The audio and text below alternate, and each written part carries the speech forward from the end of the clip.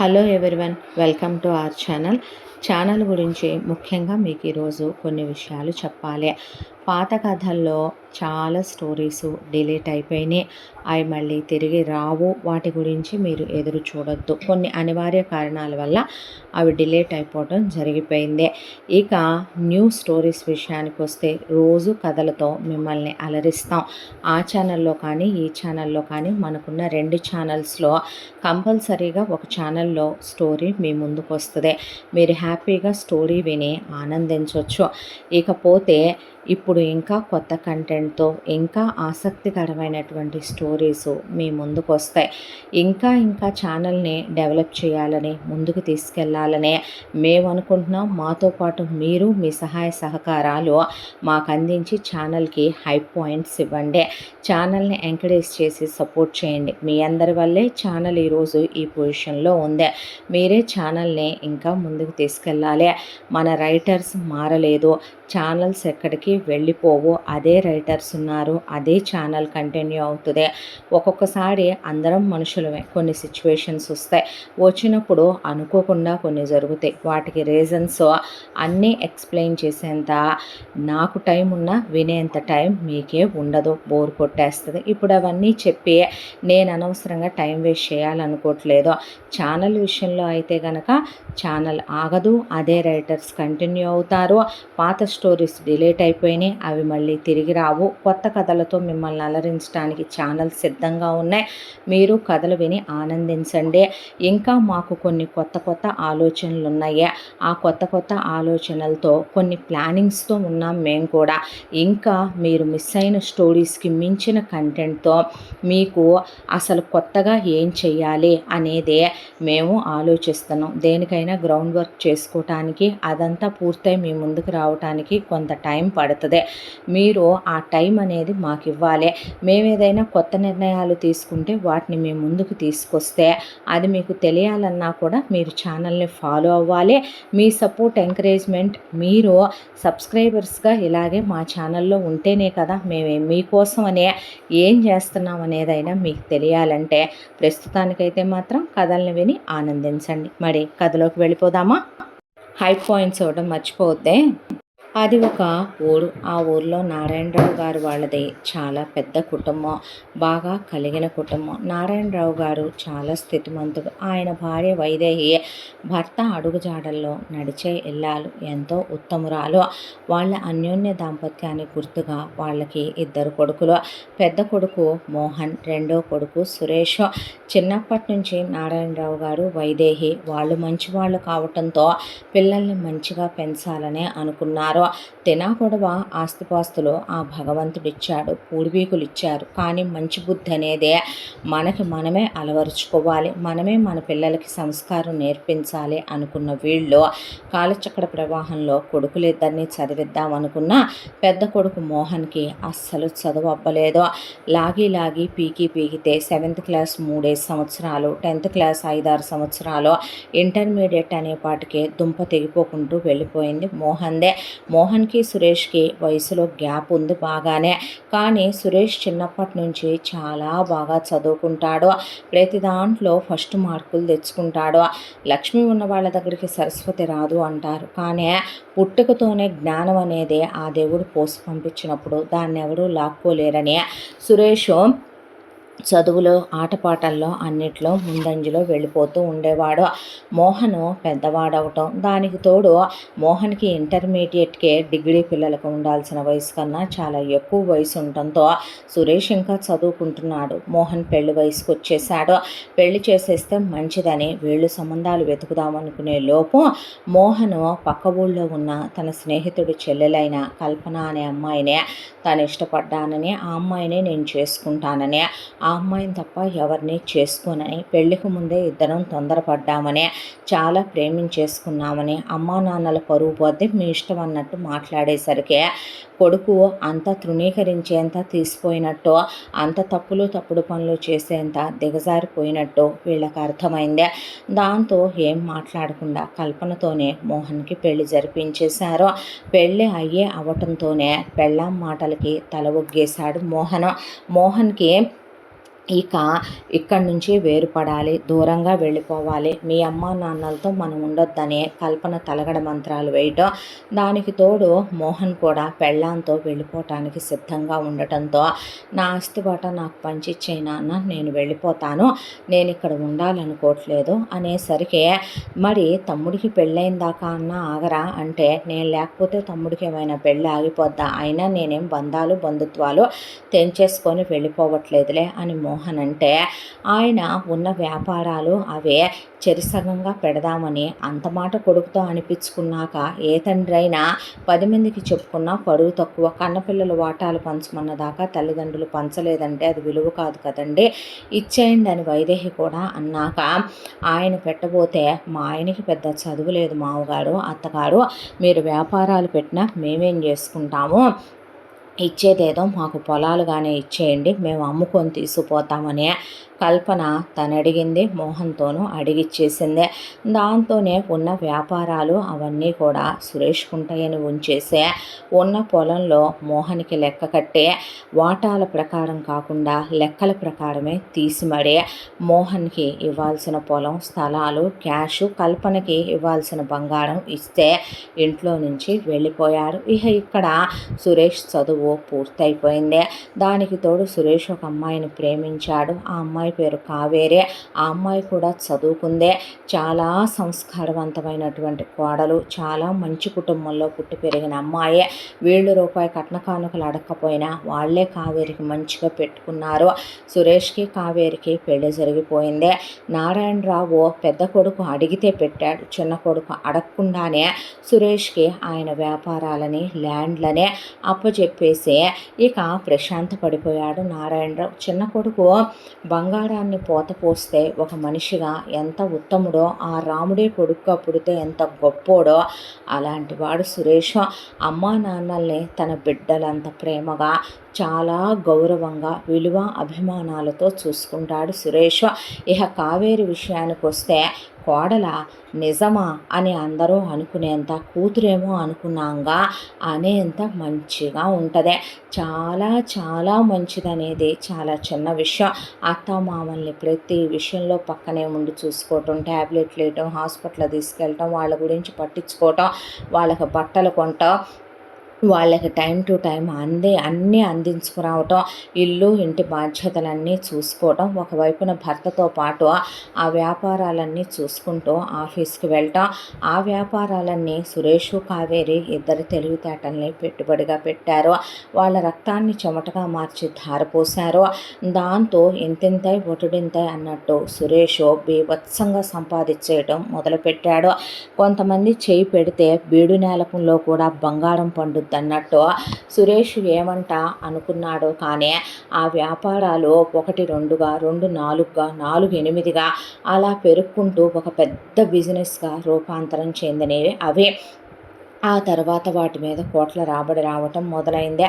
మరొక వైపున వాళ్ళ నాన్నిచ్చిన స్థానాల్లో పెద్ద పెద్ద షాపింగ్ కాంప్లెక్స్లు, మాల్స్ కట్టించే వాటి మీద రాబడి రావటం, చాలా తెలివైన పెట్టుబడులు పెట్టడం, ఊళ్ళో పొలాల మీద పొలాలు, పొలాల మీద పొలాలు కొనేసేయటం, ఒకవైపున కావేరి గోల్డ్లు సిల్వర్లు పోగు చేయటం, ఎవరి తెలివితేటలతో వాళ్ళు చాలా సంపాదించేసే సిటీలో ఒక పెద్ద ప్యాలెస్ లాంటి ఇల్లు కూడా కట్టించుకొని ఆ తర్వాత గృహప్రవేశం చేసుకొని కొత్తింట్లోకి వెళ్ళిపోయారు.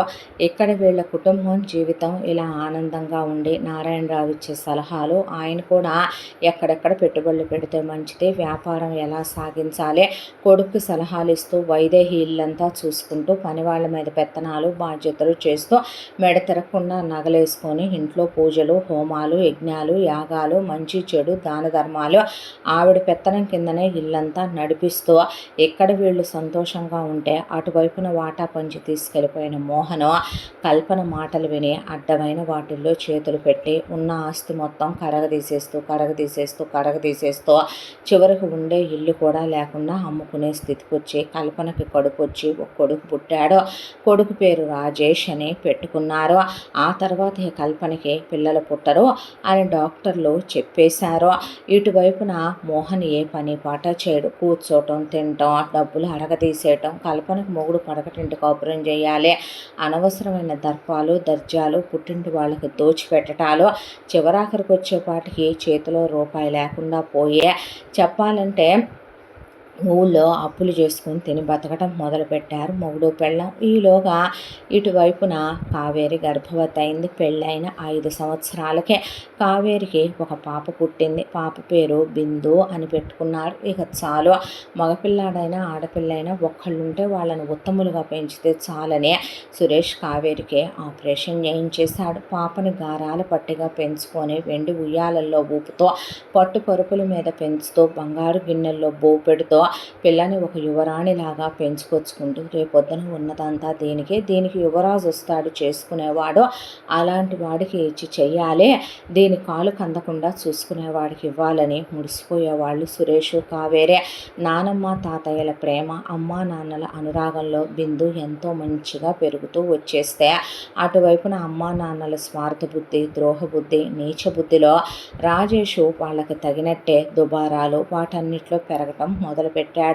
ఇక రోజులు ఇలా గడుస్తూ వాళ్ళు అప్పులు చేసుకొని తినటం మొదలు పెడితే వీళ్ళు రూపాయికి రూపాయి మూట కడుతూ వీళ్ళు జీవితాన్ని ముందుకు తీసుకెళ్ళటం మొదలుపెట్టి ఒకరోజు మోహన్ మళ్ళీ వీళ్ళ దగ్గరకు వచ్చి అప్పుల వాళ్ళు కొడుతున్నాడని తిడుతున్నాడని వీధిలో తలెత్తుకోలేకపోతున్నాం, మొహం చెల్లట్లేదు అని ఇక్కడ పడి ఏడిసేపాటికి నారాయణరావు, నువ్వు తీసుకొని వెళ్ళిపోయిన తర్వాత ఇంకెవరి సొమ్ము పెట్టమంటావురా, వాడిది వాడికి ఇచ్చిన తర్వాత వాడి కష్టార్జితంతో వాడు 1 రూపాయిని 100 రూపాయలు చేసుకుంటున్నాడు, ఒళ్ళు వంచకుండా కష్టపడకుండా వయసులో ఉండి సోమరిపోతనంతో పెళ్ళాంతో పడకటింటి కాపురాలు చేసి తలగడ మంత్రాలు వింటూ కూర్చొని పక్కన వాళ్ళు బాగుపడ్డారని ఏడ్చే ఎవరూ బాగుపడరు, సిగ్గుండాలి, నువ్వేమైనా నపుంసకుడివా, మగాడివి కాదా, రోషం పౌరుషం లేని ఏం జన్మరా నీది, ఏం పాపం చేసుకుంటే పుట్టావని ఆయన నానా మాటలన్న వైదేహి పెద్ద కోడల్ని మొగుడికి పడకటింటి మా కబుర్లు చెప్తూ తలగడ మంత్రాలు వేయటం కాదే, బయటికి వెళ్ళు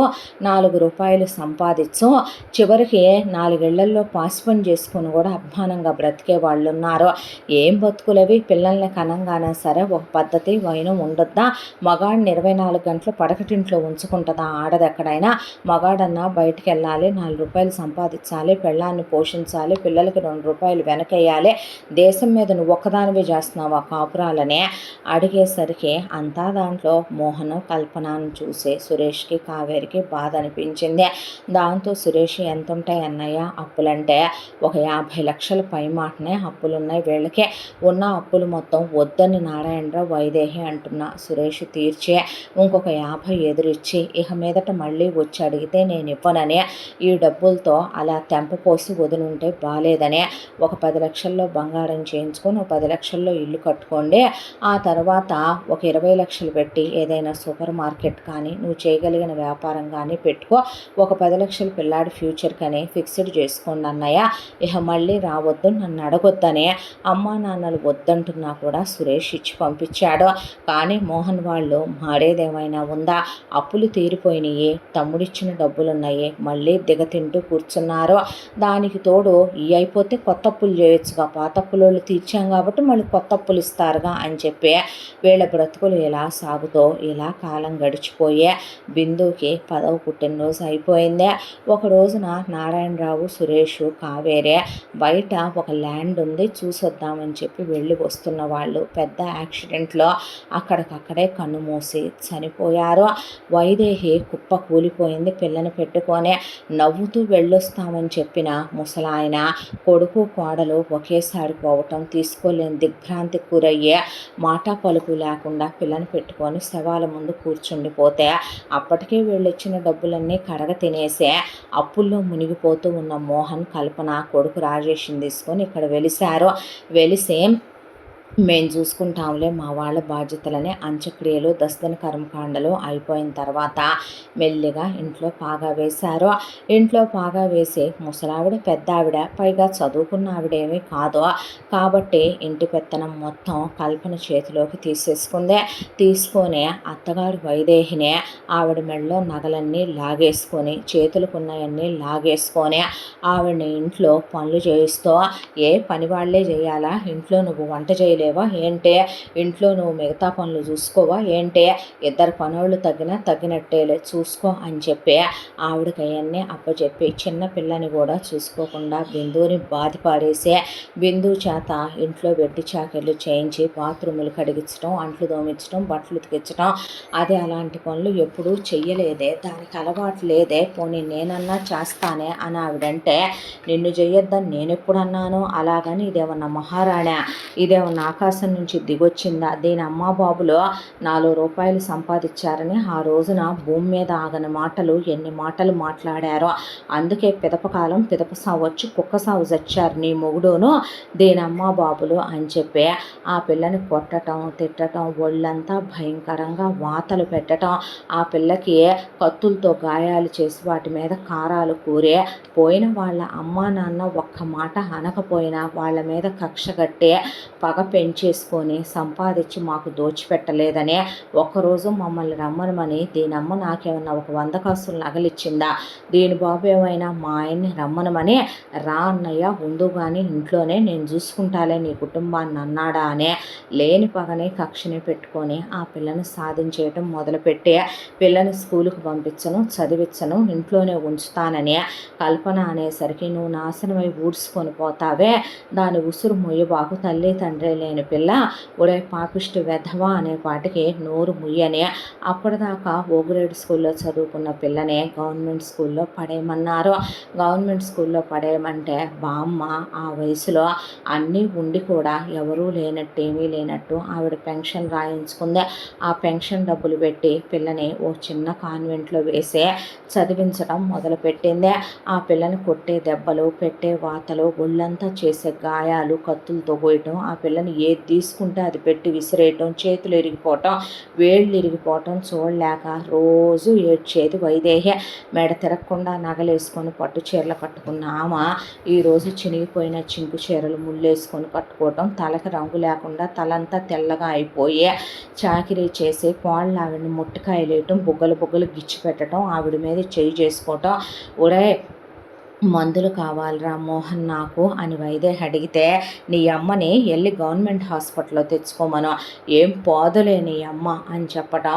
ఆ గవర్నమెంట్ హాస్పిటల్లో కొన్ని మందులు ఉంటే కొన్ని మందులు లేకపోవటం, ఆవిడ పెన్షన్ డబ్బుల్లోనే 4 రూపాయలు పెట్టి ఆవిడ మందులు కొనుక్కొచ్చుకొని మింగుతూ ఎక్కడికి వెళ్ళాలో తెలియదు, ఎలా బ్రతకాలో తెలియదు.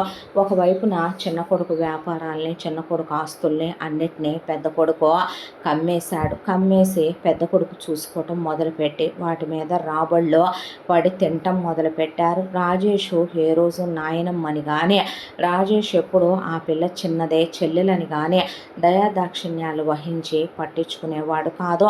ఆ పిల్లని చావగొట్టేస్తున్నా మనకెందుకో, ముసలమ్మకు ఒంట్లో బాగోకపోయినా వాళ్ళు కటికి నేల మీద పడుకుంటున్నా, స్టోర్ రూమ్లో ఊపిరాడకుండా వాళ్ళకి చెమట్లు పోసి తడిసిపోతున్నా సరే వాళ్ళ గురించి ఎవ్వరూ ఆలకిచ్చేవాళ్ళు కాదు. వీళ్ళు తిన్నదాకా వాళ్ళు తినటానికి లేదు, వీళ్ళు తినగా కూడా అడుగు పొడుగు 4 రకాలు మిగిలితే తినకూడదు, ఒక్క కూరే వేసుకోవాలి, అది కూడాను. అదే నాన్ వెజ్లు అసలు పెట్టరు వీళ్ళకి, వెజ్ మాత్రమే పెడతారు. నా కొడుకు ఇంట్లోనే నేను పని మనిషిని అయిపోయానని పోయిన కొడుక్కి, కోడలికి, ముసలాయనికి సరిగ్గా అంత్యక్రియలు అయ్యాక వీళ్ళు కర్మకాండలు కూడా చేయించి ఆత్మశాంతి పూజలు కూడా చేయించలేదు. ప్రపంచం దృష్టిలో చేయించామన్నట్టు అబద్ధాలు చెప్పారు. బామ్మ పోయిన వాళ్ళ ఆత్మకి శాంతి లేదు, ఉన్న మా బతుకులకి శాంతి లేదు, ఎందుకు వదిలి వెళ్ళిపోయారు, మమ్మల్ని కూడా తీసుకుపోకూడదా అనే పిల్ల ఒకవైపున నానమ్మ ఆకలేస్తుందనే, నానమ్మ ఒళ్ళంతా నొప్పులు ఉన్నాయని, పెద్దమ్మ కొట్టబాకు నీకు దండం పెడతానని, కళ్ళల్లో కారాలు పొయ్యిబాకవే పసిబిడ్డే అంటే ఆవిడని పడేసి కొట్టి, పిల్లని పడేసి కొట్టి చిత్రహింసలు చిత్రవదలు చేస్తూ గడగడలాడిపోయి భయపడుతూ ఆ అమ్మాయి ఇంట్లో ఒక మూలన వాళ్ళింట్లోనే వాళ్ళు పనోళ్ళుగా పడుంటూ నరకాన్ని చూస్తూ బ్రతుకుని ఎక్క తీసుకొస్తున్నారు వైదేహి బిందు. రోజులు ఇలా ఉండి కాలచక్ర ప్రవాహంలో రోజులు నెలలు సంవత్సరాలుగా గడిచిపోతూ కాలం అలా వెళ్ళిపోయింది. మంచిలో అయినా చెడులో అయినా ఆ ముసలం ఉంది కాబట్టి, ఆ అమ్మాయి మెచ్యూర్ అయినా మంచి అయినా చెడైనా ఆవిడ ఆడదు కాబట్టి చూసుకుంటూ తోసేసుకుంటూ వచ్చేసింది.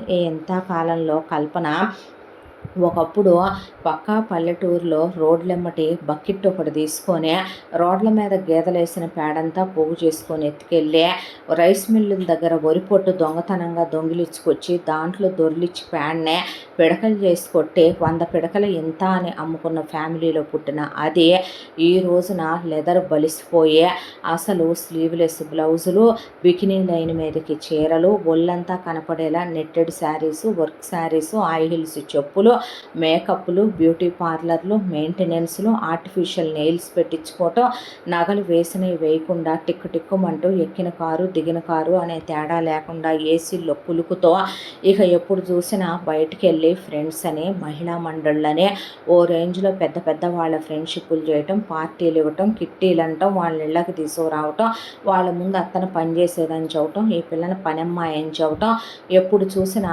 మోహన్నే ఇక ఇంట్లో ఉంటే చాలు రమ్మనమని బికినీలు వేసుకొని మూడు పెళ్ళాం కలిసి స్విమ్మింగ్ పూల్స్లో దిగి సరసాలు ఆడుకోవటం, ఇద్దరూ కలిసి బాత్రూముల్లో స్నానాలు చేసి టబ్ బాతులు చేసుకోవటం, జకూజీలు పెట్టించుకోవటం, ట్రిప్పులకి వెళ్ళి రావటం, మోహన్ని పద్దాక పక్క మీద పూలు జల్లి అత్తని కూడా చూసుకోకుండా లోపల రూమ్ ఫ్రెషనర్ వేసి ఏసీ ఆన్ చేసి ఉంచి మీ అబ్బాయి వస్తాడు అని చెప్పి తలనిండా పూలు పెట్టుకొని బొడ్డు కిందకి చీరగట్టి రెడీగా ఉంటాం, రాగానే మోహన్ని అల్లుకుపోవటం, పాల గ్లాసులు తీసుకొని చిలకలు తీసుకొని వెళ్ళటం, సరసాలు ఆడటం, అసలు ఏ ధ్యాస లేకుండా అయితే డబ్బులు లేదంటే సుఖాలు, అంతకుమించి పక్కన మనుషుల కన్నీళ్ల మీద బ్రతుకుతున్నామే, వాళ్ళు ఎంత ఆక్రోశం వెళ్ళబోస్తున్నారో అనేది లేకుండా వెళ్ళేలా. మరొక వైపున రాజేష్ ఏమో పెద్ద పెద్ద స్కూళ్ళు, పెద్ద పెద్ద పిల్లల స్నేహాలు, పెద్ద పెద్ద కాలేజీలు, వేసిన బట్టలు వేయకుండా దానికి తోడు స్నేహాలంటాం, వాళ్ళతో తిరగటం వీళ్ళతో తిరగటం, ఇళ్ళకి తీసుకురావటం, పార్టీలు ఇవ్వటం, ట్రిప్పులకి అని చెప్పి వెళ్ళటం, డబ్బులు విచ్చలవిడిగా ఖర్చు పెట్టడం, ఇలా కొడుకుని ఒక రాజులా పెంచుతూ రోజులు గడిచిపోతూ ఇలా ఉండగా ఈలోగా బిందుది డిగ్రీ కంప్లీట్ అయిపోయింది.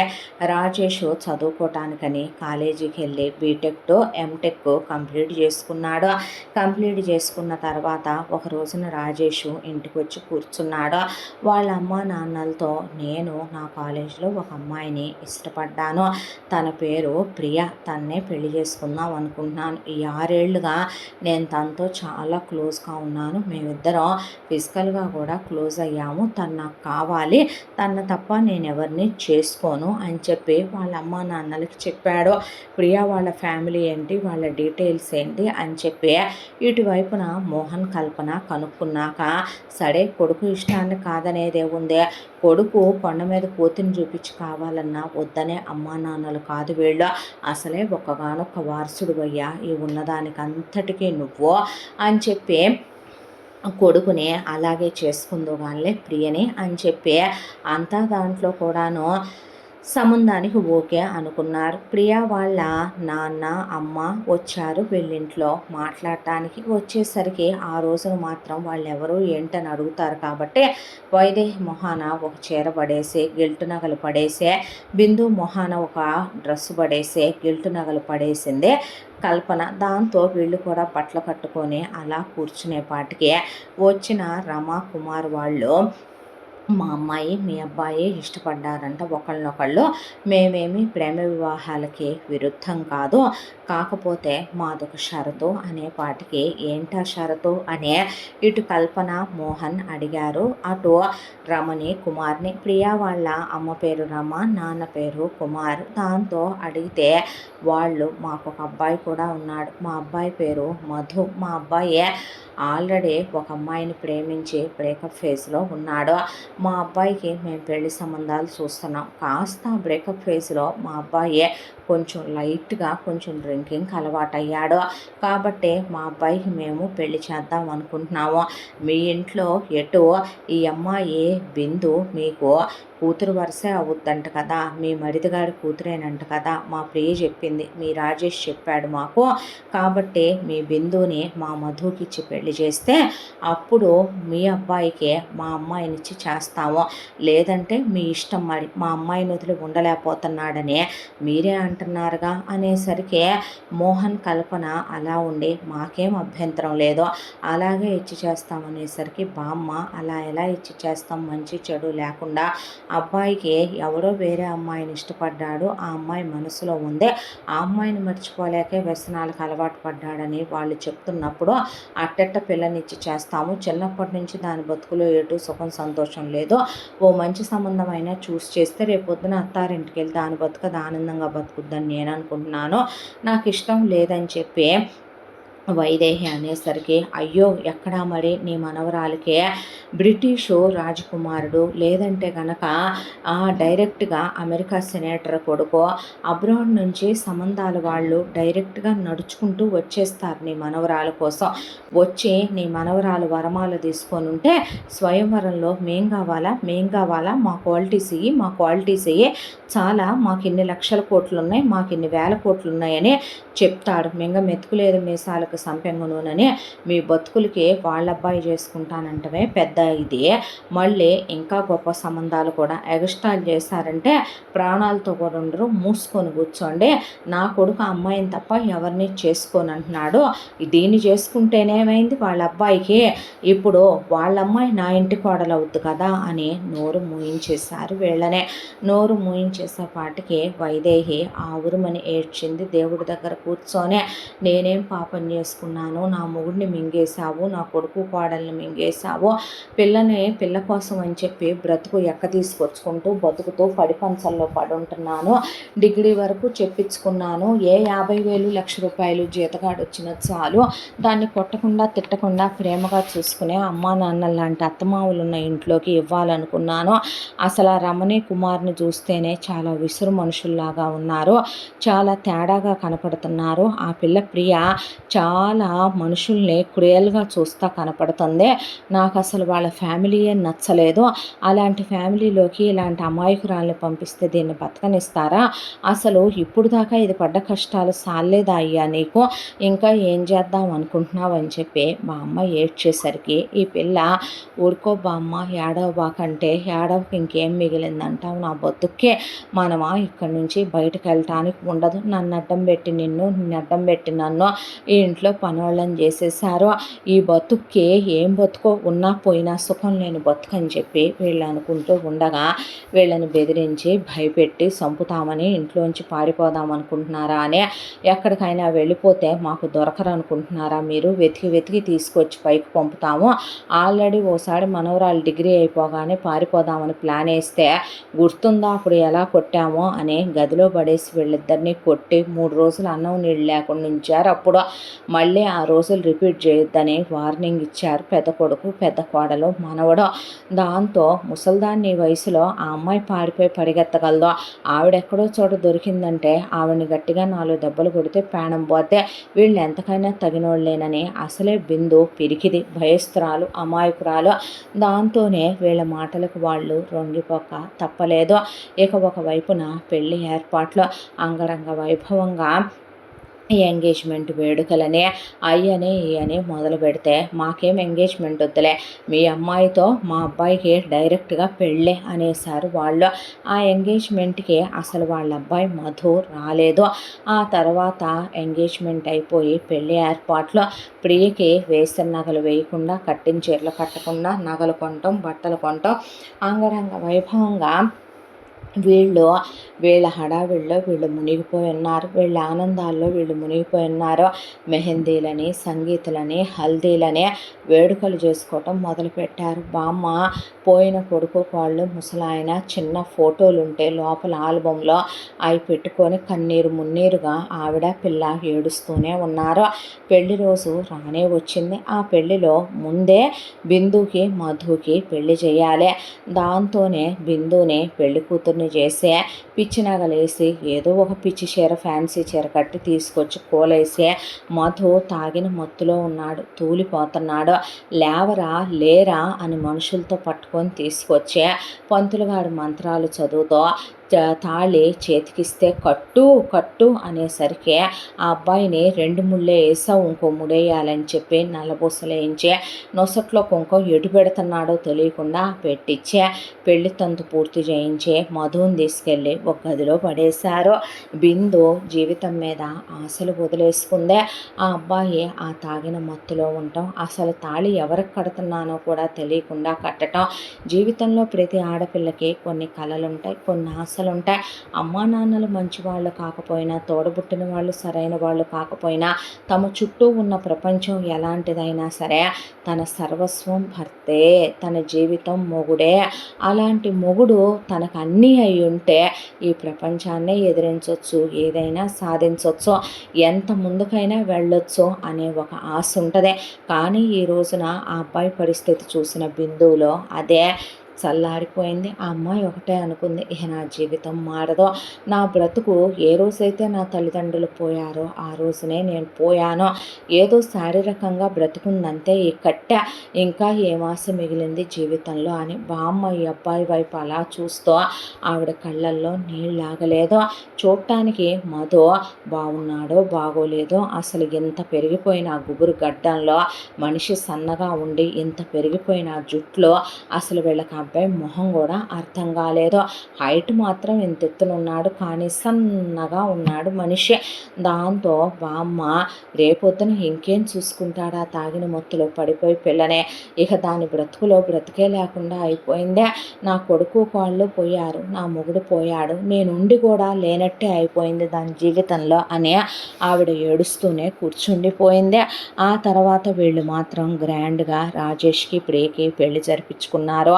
ఆ తర్వాత వీళ్ళు మాట్లాడుకున్నారు. మోహను, కల్పన మీరెక్కడో ఉండటం ఎందుకో, మీకు ఒక్కటే అమ్మాయి, మాకు ఒక్కటే అబ్బాయి, మీరు కూడా వచ్చి మా ఇంట్లోనే ఉండండి అనేపాటికి రమా కుమారు పెట్టాబేడ సర్దుకొని ఇక్కడికే వచ్చేసాడు కూతురు దగ్గరికే. వచ్చేసి ఆ తర్వాత నెక్స్ట్ డేనా వీళ్ళకి సత్యనారాయణ వ్రతం. ఆ సత్యనారాయణ వ్రతంలో కూడా మధుని ఇక్కడికే వచ్చేసారు కాబట్టి మనుషులతో పట్టుకొని తీసుకొస్తే ఆ అబ్బాయి తూలుతున్నాడు, అలా మత్తుగా ఊగిపోతున్నాడు. అలాగే కూర్చోబెట్టి ఆ వ్రతం తంతు తూతూ మంత్రంగా కానిచ్చేసే ఆ అబ్బాయిని తీసుకెళ్ళి ఒక గదిలో పడేశారు. ఇక వీళ్ళు ఎవరికి నచ్చిన గదుల్లో వాళ్ళు ఉండటం మొదలుపెట్టారు. ఆ తర్వాత నెక్స్ట్ డేనా శోభనాల గదులు ఎక్కడైనా పిల్లలే రెడీ చేయిస్తారు. పిల్లలతో పాటు మన మొదటి రాత్రి గుర్తుందా అని కల్పన మోహన్తో ఈరోజు మనము మొదటి రాత్రి చేసుకుందామని చాలా బ్రహ్మాండంగా ఈవెంట్ వాళ్ళతో కల్పన మోహన్ వాళ్ళ రూమ్ రెడీ చేయించుకుంటే రమా కుమారు అదేంటి మనకొద్దా తొలిరేయి అనుభవం మళ్ళీ అని వాళ్ళు రెడీ చేయించుకొని రాజేష్ ప్రియా రూమ్ రెడీ చేయించి ఫార్మాలిటీకి ప్రపంచం ముందు బిందుకి మధుకి కూడా రూమ్ రెడీ చేయించారు. ఆ తర్వాత బిందుని గ్లాస్ తీసుకొని అనేపాటికి బామ్మ అలా చూస్తూ కన్నీళ్లతో నుంచుందే.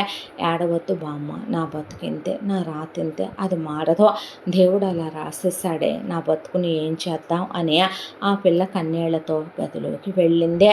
వెళ్ళేసరికి పడిపోయి పడుకొని ఉన్నాడు మధు. పాల గ్లాసు పక్కన పెట్టింది, వేసుకున్న పిచ్చి నగలు తీసి పక్కన పడేసి ఆ అమ్మాయి ఆ చీర బట్టలు మార్చేసుకొని వేరే డ్రెస్ వేసుకొని ఆ అమ్మాయి ఒక పక్కగా మంచం మీద పడుకుంటే ఆ అబ్బాయి ఆ తాగిన మత్తులో ఏదో కలవరిస్తున్నాడు. దుప్పటి కప్పి పడుకోబెట్టింది. నువ్వేంటో నేనేంటో ఈ బ్రతుకేంటో, నా జన్మ ఎక్కడి నుంచి ఎక్కడి దాకా వచ్చిందో అనుకొని కళ్ళల్లోంచి కన్నీళ్ళు అలా కారిపోయి పోయిన వాళ్ళ అమ్మా నాన్నే ఉంటే తనకి గతులు పట్టేవా, తన బ్రతుకిలా ఉండేదా. ప్రతి ఆడపిల్లకి పెళ్ళైన తర్వాత మొదటి రేయి ఎన్నో అందమైన ఆనందమైన అనుభూతుల్నే పంచి వాళ్ళ గుండెల నిండా జీవితాంతం నిలుపుకొని అన్ని సంతోషాలు పోగు చేసుకునే రోజు ఆ రోజు. భర్త దగ్గరికి తీసుకుంటాడు, భర్త ముద్దాడతాడు, సరదాలుంటాయి, సరసాలుంటాయి, ఆనందాలుంటాయి, సిగ్గు బిడియాలుంటాయి, ఎన్నో రహస్యాలు ఆ రోజున వేడిపోయే రోజు అదే. ఒక ఆడది మగాడిలో, ఒక మగాడు ఆడదానిలో సిగ్గు బిడియం పక్కన పెట్టి 2 శరీరాలు ఏకమై ఒకే శరీరంగా, 2 మనసులు ఏకమై ఒకే మనసుగా ముడిపడే క్షణాలవే. కానీ తన బ్రతుకులో అవేవీ లేవు. అసలు ఎవరికి తాళి కట్టాడనేదైనా తన మొగుడికి తెలుసా? తన పేరేంటో తెలియదు. తను అసలు ఏంటనేదే తెలియదు. తన మొహమన్నా అతనికి గుర్తుందా? తన బ్రతుకు లాంటి బ్రతుకు ఏ ఆడదానికి వద్దో, శత్రువులకు కూడా ఇలాంటి గతి కర్మ పట్టకూడదు అనుకొని ఏడుస్తూనే అలా బిందు కళ్ళల్లో కన్నీళ్లు కారిపోతూ పక్కకి ఒడిగిపోయింది. బామ్మ అలా ఏడుస్తూ ఇంట్లో అటు ఇటు తిరుగుతుంటే కింద రాజేషు ప్రియతో పూలబంతులు ఆడిచ్చారు. మళ్ళీ బిందెల్లో నుంచి ఉంగరాలు తీయించారు. అప్పడాలు నెత్తి మీద పెట్టి సరసాలు ఆడిచ్చారు. ఆ తర్వాత నోట్లో యాలుక్కాయలేసి మూతి ముద్దులు పెట్టించే, ఒకే ఇస్తట్లో పెట్టి ఎంగిలి పాలు తాగిచ్చే, కింద సరసాలు సరదాలు అన్నీ అయిపోయే వచ్చిన వాళ్ళంతా వెళ్ళిపోయిన తర్వాత ఇక ప్రియని అదేదో మొదటి రాత్రి అయినట్టు నువ్వు నీ వేషాలు అని రాజేష్ అనేపాటికి ఈసారి సిగ్గుపడివరా, ఎటు అప్పర్ హ్యాండ్ మందేగా అని ప్రియ అంటూ 6 సంవత్సరాలుగా ఎన్నిసార్లు అయి ఉంటుంది, రోజుకో 4-5 టైమ్స్ మన మధ్య అని సరసాలు ఆడుకుంటూ రాజేష్ ప్రియని ఎత్తుకొని ప్రియ రాజేష్ బుగ్గలు కొరికేస్తూ హాల్లో నుంచి భుజానేసుకొని గదిలోకి తీసుకెళ్తే కల్పన మోహన్ షర్ట్ పట్టుకొని గదిలోకి లాక్కెళ్ళింది. రమ కన్నుగొట్టి కుమార్ని లాక్కెళ్ళిపోయింది. చేతులకి పూలు జుట్టు మొగుడికి. అవన్నీ చూస్తూ బామ్మ ఇది కొంప వేశ్యావాటిక, ఈ కొంపలో నేను పడి బతకటం ఏంటో, నేను ఎలా బతికాను, ఎలాంటి ఇంట్లో పుట్టానో, ఎలాంటి మెట్టినింటికి వెళ్ళాను, ఎలాంటి మనిషితో కాపురం చేశానో, నేనే పాపం చేసి నేను అసురు సంధ్యావేళలో కూడా నా మొగుడికి కాపురం చేయలేదుగా, ఇలాంటి రాక్షసుని కన్నాను, నా కడుపున నేనేం పాపం చేసుకున్నాననే దేవుడి గదిలోకి వెళ్ళి అలా దేవుడి వైపు చూస్తూ మనవరాలు గదిలో ఏం జరుగుతుంది, బలవంతం ఏమైనా చేశాడా, చేయి చేసుకున్నాడా, బయటికి నోరు విప్పి కూడా చెప్పుకోలేని అమాయకపు తిక్కల మేళం మనవరాలని వెళ్ళేపాటికి తలుపులు కూడా ఏం వేసుకోలేదు బిందు. తలుపు తీసి చూస్తే ఆ అబ్బాయి అలా పడిపోయి ఉన్నాడు మంచం మీద, దుప్పటి కప్పి పక్కకి తిరిగి పడుకొని వెక్కిళ్ళు వెక్కిళ్ళు వెక్కిళ్ళు పెట్టి ఏడుస్తూ బిందు అలా పడుకుండిపోయేపాటికి బామ్మ గుండె చెలించిపోయింది. ఏం పాపం చేసావు తండ్రి, మేము మాకే ఎందుకింత నరకమనే వెళ్ళి దేవుడి దగ్గర పడి ఏడ్చి ఏడ్చి ఏడ్చి ఆ పూజ గదిలోనే వాలిపోయింది బామ్మ. ఆ తర్వాత 3 రాత్రుల తంతు ఇలాగే జరిగిపోయే కింద వీళ్ళ 3 జంటలు మాత్రం బాగా 3 రాత్రుల్లో అలిసిపోయి కళ్ళు ఎర్రగా అయిపోయి మిట్ట మధ్యాహ్నం 12 దాకా వయసు వాళ్ళతో పాటు ముసలోళ్ళు కూడా లెగవకుండా తెగ హ్యాపీగా ఎంజాయ్లు చేసి మరి తెగ సరసాలు. కొరికిన గుర్తులు చూసావో వదిన, ఇంకా సరసాలు పోలేదు, ఇక్కడ కొరికాడు అక్కడ కొరికాడని చెప్పి ఒకళ్ళకొకళ్ళు చెప్పుకొని ఇక్కడ గిల్లాడని ఇక్కడ ఒత్తాడని కొత్త పెళ్లి కూతుళ్ళు అయినట్టు వీళ్ళు సరసాలు పంచుకుంటూ చెప్పుకుంటుంటే ఆమెకు చాలా బాధేసింది. ఒకవైపున అచ్చట ముచ్చట ఉండాల్సిన పిల్ల ఏమీ లేకుండా అది అలా పిచ్చి దానిలా ఉండిపోయింది. వీళ్ళు మాత్రం ఇలా ఆనందంగా ఉన్నారు, ఏం పాపం ఇది అని బాధపడుతూ ఆవిడ పోన్లే ఏదున్నా ఏది లేకపోయినా పెళ్ళయిందే, ఇహనైనా అదే ఆ ఇంటికి కోడలు కదా, ఎటు ఇక్కడే వచ్చి తిష్టేశారుగా, దాని అత్త మామ ఆడపడుచుకోవడాను, పోన్లే అదప్పుడు ఒక కోడలుగానైనా సుఖపడుద్దేమో, ఇన్నాళ్ళు ఇంట్లో సుఖపడింది అనుకున్నంతసేపు పట్టలేదు. వీళ్ళ 3 నిద్రలో అయిపోగానే బామ్మ గమనించడం మొదలుపెట్టింది. ముందు రాజేషు ప్రియ హనీమూన్కి వెళ్ళిపోయారు. హనీమూన్కి వెళ్ళాక ఇంట్లోనే ఉన్నారు రమ కుమారు మోహను కలిసి బయట నుంచి పెద్ద పెద్ద అట్టపెట్టెలు వస్తే ఏందా అయ్యని బామ్మ చూసేసరికి ఒక పెద్ద షెల్ఫ్ నిండా హాల్లో, దానికి తోడు పైన బిందు వాళ్ళు ఉండే ఫ్లోర్లో ఒక పెద్ద బార్ క్యాబినెట్ పెట్టించే, దాని నిండా మందు బాటిల్స్ పెట్టించే, డైరెక్ట్గా బిందు వాళ్ళ గదిలోనే మధు కళ్ళు తెరిచి చూసేసరికి ఎదురుగా ఉండేలా షెల్ఫ్ల నిండా టేబుళ్ళ నిండా వైన్ బాటిల్స్ పెట్టించారు. పెట్టించేపాటికి బామ్మ అలా చూస్తూ ఉంటే పద్దదాకా బయటికి వెళ్ళి ఎవరు తీసుకొస్తాడులే బావగారు, అయిపోయాక రీఫిల్ చేసుకోవచ్చులే అని కుమార్ అనేసరికి రమ రావే అని బిందుని అనేపాటికి బిందు ఏంటండి అనేసరికి వాడికి ఎప్పటికప్పుడు ఉన్నాయా లేవా అని చూసి కొత్త బాటిల్స్ పెడుతూ ఉండు, అర్థమైందా నీకు అనేసరికి ఆ అమ్మాయి అలా చూస్తూ తల ఆడిచ్చి నుంచుంటే బామ్మ అసలు ఇది కన్న తల్లేనా వాడు కన్న తండ్రేనా, పిల్లల్ని తాగుతుంటే తాగొద్దని తిరుగుతుంటే తిరగొద్దని, పిల్లలు తప్పటడుగులు వేస్తున్నప్పుడు పట్టుకుంటాం పడకుండా, తప్పుడు అడుగులు వేస్తున్నప్పుడు ఆపుతాం అమ్మా నాన్నలుగా, అలాంటిది వీళ్ళే మందు బాటిల్స్ తీసుకొచ్చే పెట్టించటం ఏంటి ఇదేంటనేది ఆమెకు అర్థం కాల. అసలు ఆ అబ్బాయి ఎప్పుడు లేసుంటాడని వీళ్ళు గమనించడం మొదలు పెడితే ఆ అబ్బాయి అలా లేస్తాడు పొద్దున్నే ఎప్పుడో ఒక 9కో 10కో లేచిన తర్వాత వెళ్ళి స్నానం చేస్తాడు. స్నానం చేసి వచ్చి అలా మంచం మీద కూర్చోటం ఇక తాగటం మొదలు పెడతాడు. ఒక తిండి ఉండదు, తిప్పలు ఉండదు, మంచి ఉండదు, చెడు ఉండదు. పక్కన భోజనం ఎత్తుకెళ్ళి అక్కడ పెడితే ఒక్కోసారి ఆ భోజనం ప్లేట్లో ఒక పావంతు ఖాళీ అవుద్ది, ఒక్కోసారి సగం ఖాళీ అవుద్ది. అసలు ఒక 2-3 రోజులు ఆ పళ్ళాలు ఖాళీ అవ్వకుండా అలాగే ఉంటాయి. మత్తులోనే పడుంటాడు పొద్దున్నుంచి సాయంత్రం దాకా మధు. బామ్మ ఇది గమనించడం మొదలు పెడితే ఎంత దానిలో అసలు పెళ్ళైనట్టు వీడికి గుర్తుందా లేదా, అది పెళ్ళామని గుర్తుందా లేదా అని బామ్మ గమనించడం మొదలు పెడితే ఆ అబ్బాయి మత్తులో లేనప్పుడు బిందు ఎదురవుద్ది. ఆ అబ్బాయికే ఎదురైతే ఆ అబ్బాయి తప్పుకో అని మొహం పక్కకి తిప్పేసి వెళ్ళటం తప్ప అసలు ఆ అమ్మాయి అనే మనిషి ఒకటి ఉందని, ఆ అమ్మాయి ప్రాణమున్న ఒక జీవేనని, ఆ అమ్మాయి తన భార్య, తను మాట్లాడాలి, ఆ అమ్మాయికి తను అన్నీ చెప్పాలి, ఆ అమ్మాయి చెప్పే వినాలన్నట్లు అసలేమీ ఉండదు. ఆ అమ్మాయిని పలకరించడు. బిందు మాత్రం పెళ్లి చేసుకుంది. ఇప్పుడు అతను తన భర్త అనే దాంతో పొద్దున్నే కాఫీ తీసుకెళ్ళి లేపుద్ది. లేవకపోయినా అలాగే మెల్లిగా లేపు పట్టుకొని ఊది ఆ అబ్బాయికి కాఫీ తాగిచ్చి వస్తుంది. ఆ తర్వాత ఆ అబ్బాయి లేచేసరికి చూసుకొని గుమ్మం ముందు పరిగెత్తుకుంటూ వెళ్ళి టిఫిన్ ప్లేట్ తీసుకెళ్ళి అక్కడ పెట్టుద్ది. ఒక్కో రోజున తింటాడు, ఒక్కో రోజున వెళ్ళి పక్కన నుంచున్న ఈ అమ్మాయిని పట్టించుకోడు, ఆ టిఫిన్ని పట్టించుకోడు. ఈ అబ్బాయి మత్తులో పడిపోయి ఉంటే చచ్చిపోతాడేమోనని ఆ పిల్ల జ్యూసులు తీసుకెళ్ళి పోసుద్దే, మజ్జిగ తీసుకెళ్ళి తాగిచ్చుద్దే, భోజనం తీసుకెళ్ళి పెడితే తినట్లేదని మత్తులో తూలిపోతున్నప్పుడు ఆ అబ్బాయి అరపలేనంత మగపిల్లలు వెయిట్లు ఉంటారు కాబట్టి అయినా మెల్లగా ఆ అబ్బాయిని లాగే మంచానికి ఆనిచ్చి కూర్చోబెట్టి మెల్లగా ఆ అబ్బాయి గొంతులో మింగేసేలా ఉండేలాగా పెరుగన్నాలు కలిపి తీసుకెళ్ళి పెట్టడం, ఆ అబ్బాయికి కొంచెం పల్చగా ఉండేలాగా చారన్నమో పప్పు అన్నమో ఏదో ఒకటి కలిపి ఆ అబ్బాయికి పల్చగా చేసి తినిపించే చావకుండా ఆ పిల్ల ఒకవైపున బ్రతికించుకుంటూ రావటం చూసే బామ్మకి తల బద్దలైపోవటం మొదలైంది. దానికి తోడు హనీమూన్కి వెళ్ళిన రాజేష్ ప్రియ బాగా శోభనాలు చేసుకొని అలిసిపోయి పాపం 6 ఏళ్ళుగా చేసుకున్న శోభనం సాలేదు, తిరిగి వచ్చారు ఇద్దరు. వచ్చింది లగ్గాయత్తు ఈ అమ్మాయి మీద పడిపోయింది ప్రియ. అసలు ఇలా ఆడపడుచులు నిజంగా నరకాలు పెడతారు, హేళన చేస్తారు. ఏదో వాటి పుట్టింటి దగ్గర నుంచి ఆ అత్తారిళ్ళకి వెళ్ళిపోయిన తర్వాత కూడా మరొక చోట ఒక తల్లి కన్నా కూతురే మన ఇంటికి కోడలుగా వచ్చింది, మా నాన్ననో తమ్ముడినో చేసుకొని మన అమ్మా నాన్నలకి చెప్పాలి, మేము ఒక ఇంటికి వెళ్ళాము, ఒక ఇంటి దగ్గర పిల్ల ఇక్కడికి వచ్చిందంటే మా స్థానంలో మేమే మళ్ళీ తిరిగి వచ్చాం మీ కూతుళ్ళుగా అన్నట్టు మీరు చూసుకోండి, మంచిగా ఉండండి అని చెప్పాలంటే 100కి 90 ముండలు అలా ఉండవు.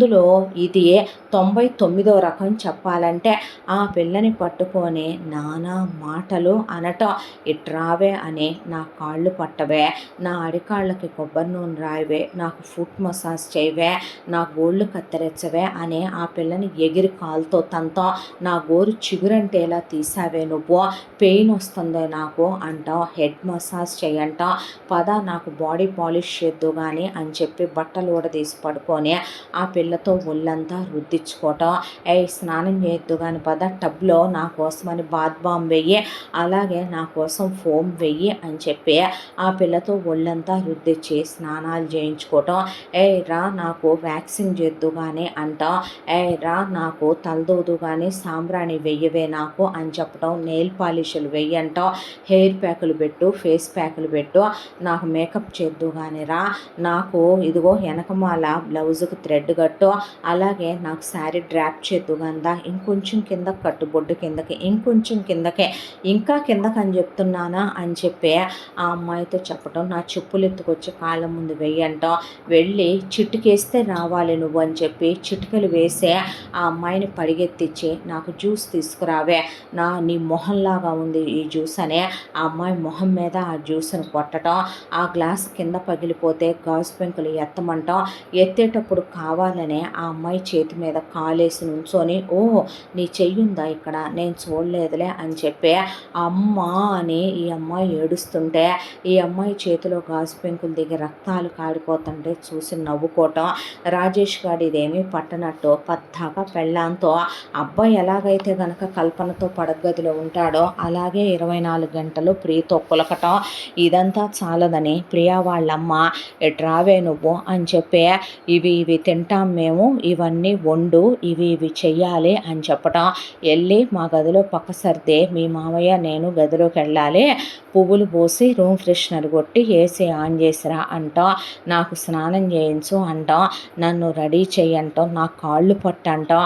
ఆ అమ్మాయిని వెళ్ళి మందు బాటిల్స్ తీసుకురాపో, ఐస్ క్యూబ్స్ తీసుకురాపో, పెక్ ఫిక్స్ చెయ్యే, నాకు రాదండి అంటే మామని కూడా చూసుకోకుండా పెళ్ళైపోగానే మొగుడితో పక్కెక్కి కాపురాలు చేద్దామని మాత్రం రెడీ అయిపోయావే అనే కోడలతో ఎలా పడితే అలా కుమార్ మాట్లాడటం.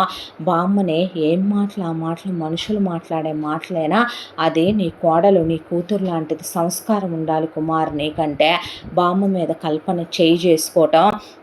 మోహను నువ్వు ముయ్యకపోతే నీకు పగులుద్దనే బామ్మని ముసలముండా తీసుకెళ్ళి నిన్ను అడుక్కునే వాళ్ళ పక్కన విసిరేసి వస్తానని చెప్పి అంటాం.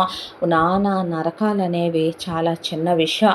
కల్పన ఒకవైపున కూరలో ఉప్పెక్కు వేసిందని ఆ అమ్మాయి చెయ్యి అలా తీసుకెళ్ళి అట్ల పెనం మీద పెట్టడం, ఆ అమ్మాయిని కొట్టడం, తిట్టడం, టార్చర్లు పెట్టడం, ఇంట్లో చాకిరీలు చేయించటం, నరకం అంటే ఎలా ఉంటుందో ఆ అమ్మాయికి చూపించేసే పీరియడ్ స్వింగ్స్ వస్తే ఆ అమ్మాయిని బాధిపారేయటం, వీళ్ళకి ఏదైనా నచ్చకపోతే ఆ అమ్మాయిని బాధిపారేయటం.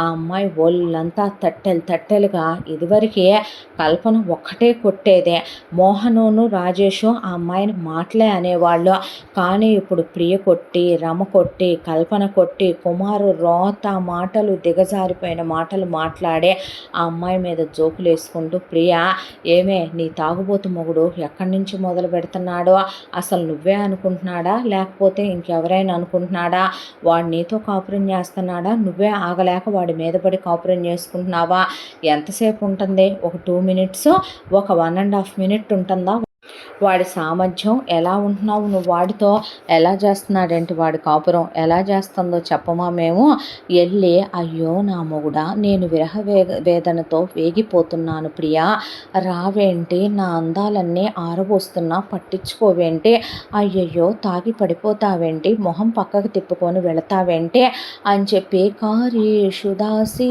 కరణేషు మంత్రే భోజేషు మాత, ఇది సైనేశ్వరంబగా పనికిరాదుగా, కాబట్టి రూపేచ లక్ష్మి క్షమయా ధరిత్రి అని వాడి దగ్గరికి వెళ్ళి ఇది పాటలు పాడుకుంటుందే అని ఆ అమ్మాయి గురించి జోకులు వేసుకొని, బాగుంది నీ కాపురం, బాగుంది నీ సంసారం అని నవ్వటం. ఆ అమ్మాయిని బాటిల్స్ రీఫిల్ చేసావా, రోజుకు మాత్రం 10 సార్లు అడుగుతారు రమ, కుమారు, ప్రియ. ఇక్కడికి వచ్చిన దగ్గర నుంచి మోహను, కల్పన, రాజేష్ కూడా అడగటం మొదలుపెట్టారు, బాటిల్స్ మార్చి కొత్త బాటిల్స్ పెట్టావా, ఎన్ని బాటిల్స్ అయినాయి ఈరోజు, ఎన్ని కంప్లీట్ చేశాడు, ఎన్ని హాఫ్ ఉన్నాయి, ఎన్ని ఇంకా మొదలు పెట్టాడో, ఇవన్నీ ఆ అమ్మాయిని అడగటం మొదలు పెడితే బామ్మకి అసలేం అర్థం కాక పిచ్చిక్కిపోవటం మొదలుపెట్టింది ఆమెకి.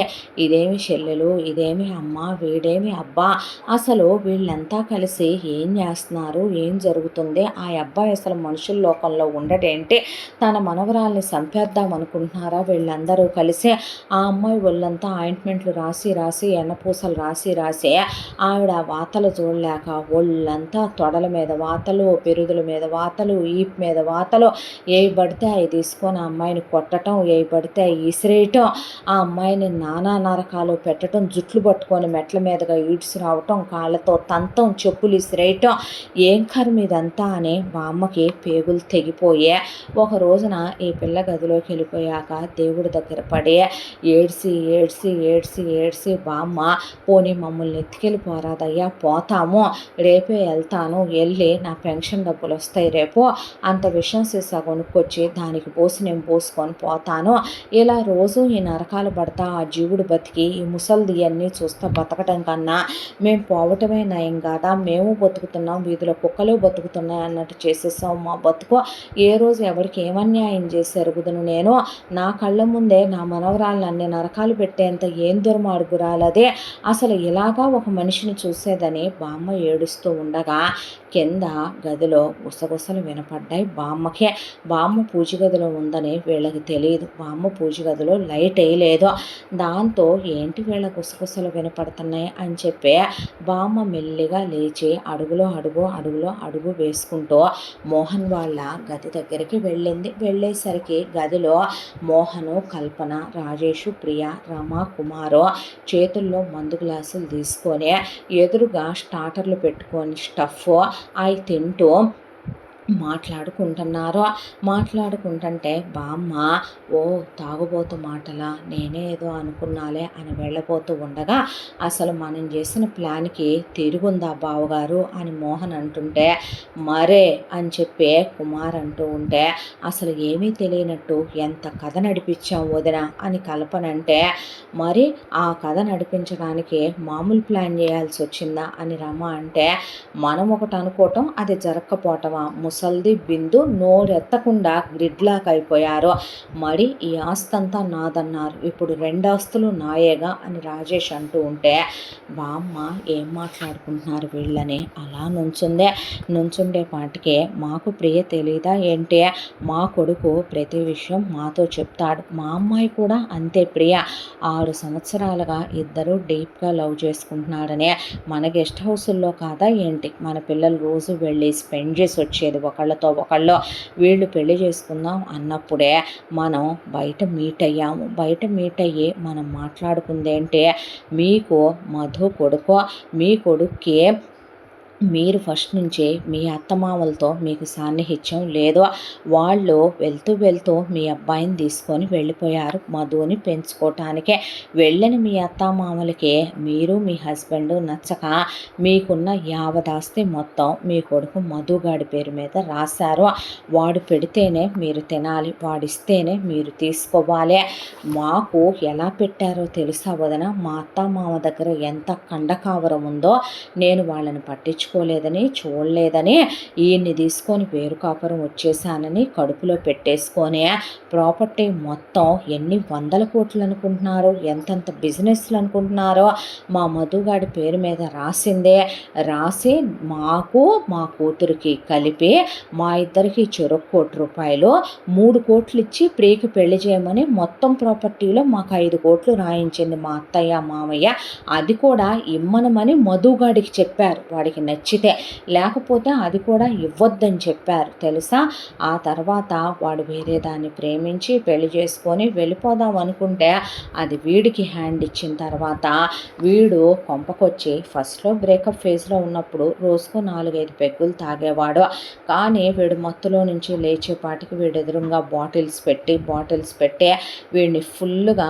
మేము తాగుడికి అలవాటు చేసి ఇంటికి ఒక గదికి పరిమితం చేసేసాము, మేము అసలు వాడికి పెళ్లి చేయాలని అనుకోలేదు, పెళ్లి చేయకపోతే ప్రాపర్టీ వాడి పేరు మీదకి వచ్చిన వాడి క్రయ విక్రయాదే హక్కులు రావు ప్రాపర్టీ మీద, ఎవరినిచ్చి పెళ్లి చేద్దామన్నా అమ్మో ప్రతి ఒక్కటి భూమిని మింగేసేంత తెలివితేటలు ఉన్నదే, అదే టైంలో మా అమ్మాయి కాలేజీకి రావటం, మా అమ్మాయికి మీ అబ్బాయి రాజేషు పరిచయం అవటం, ఇద్దరు డీప్ లవ్లోకి వెళ్ళటం, మీ ఫ్యామిలీ కూడా మాకు తగ్గదే అవటం, దాంతో మనం కలిసి ప్లాన్ చేసుకొని మీరు మాకు చెప్పారుగా జరిగిందంతా అనేపాటికి ఏం చెప్పారనే బామ్మ అలా నుంచునేపాటికి మీకో విషయం తెలుసా, మా అమ్మ వైదేహి చాలా తెలివైంది, మా అమ్మకు కూడా తెలియకుండా ఎంత పెద్ద వ్యవహారం నా పెళ్ళాం కల్పన సపోర్ట్తో నేను నడిపించుకొచ్చానో తెలుసా అని మోహన్ అనేపాటికే కల్పన మరే ఈ మనిషికి యాక్ట్ చేయటం కూడా చేతవారా మా వదిన,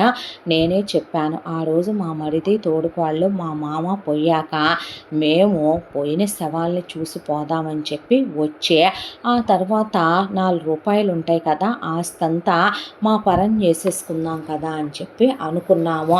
కానీ తీరా లాయర్ దగ్గరికి వెళ్ళి లెక్కలు డొక్కలు కనుక్కుంటే మా బిందు వాళ్ళ నాన్న, మా మరిది సురేష్ గాడు, మా తోడుకోళ్ళ కావేరి కలిసే ₹100,00,00,000 సంపాదించి పెట్టారు. అవి ఈ రోజున ఇంకా పెరిగిపోయినాయి రేట్లు, అది వేరే విషయం. అయితే ఆ రోజున మేము మొత్తం చుట్టబెట్టేసేద్దామని వచ్చాము. మా మామయ్య ఇచ్చిన వ్యాపారాల్ని మా మరిది అంత పెంచాడనే, మా తోడికోడలు దాని తెలివితేటలతో అంత బంగారం వెండి వెనకేసి అన్ని ల్యాండ్లు, అన్ని షాపింగ్ మాల్స్ ఆ లెవెల్లో డెవలప్ చేసుకొచ్చారని మాకు నిజంగానే తెలీదు.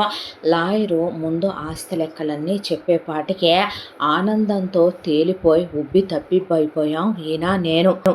ముసల్దాన్ని ఏదో ఒకటి కలిపి వేసేసి ఆ తర్వాత ఈ పిల్లదాన్ని తీసుకెళ్ళి ఏ అనాథాశ్రమంలోనో ఇసిరేసో, ఏ వేశ్యావాటికలోనో అమ్మేసో మొత్తం చుట్టపెట్టేద్దాంలే అనుకుంటూ ఉండగా లాయర్ గాడు ఒక బాంబు పేల్చాడు.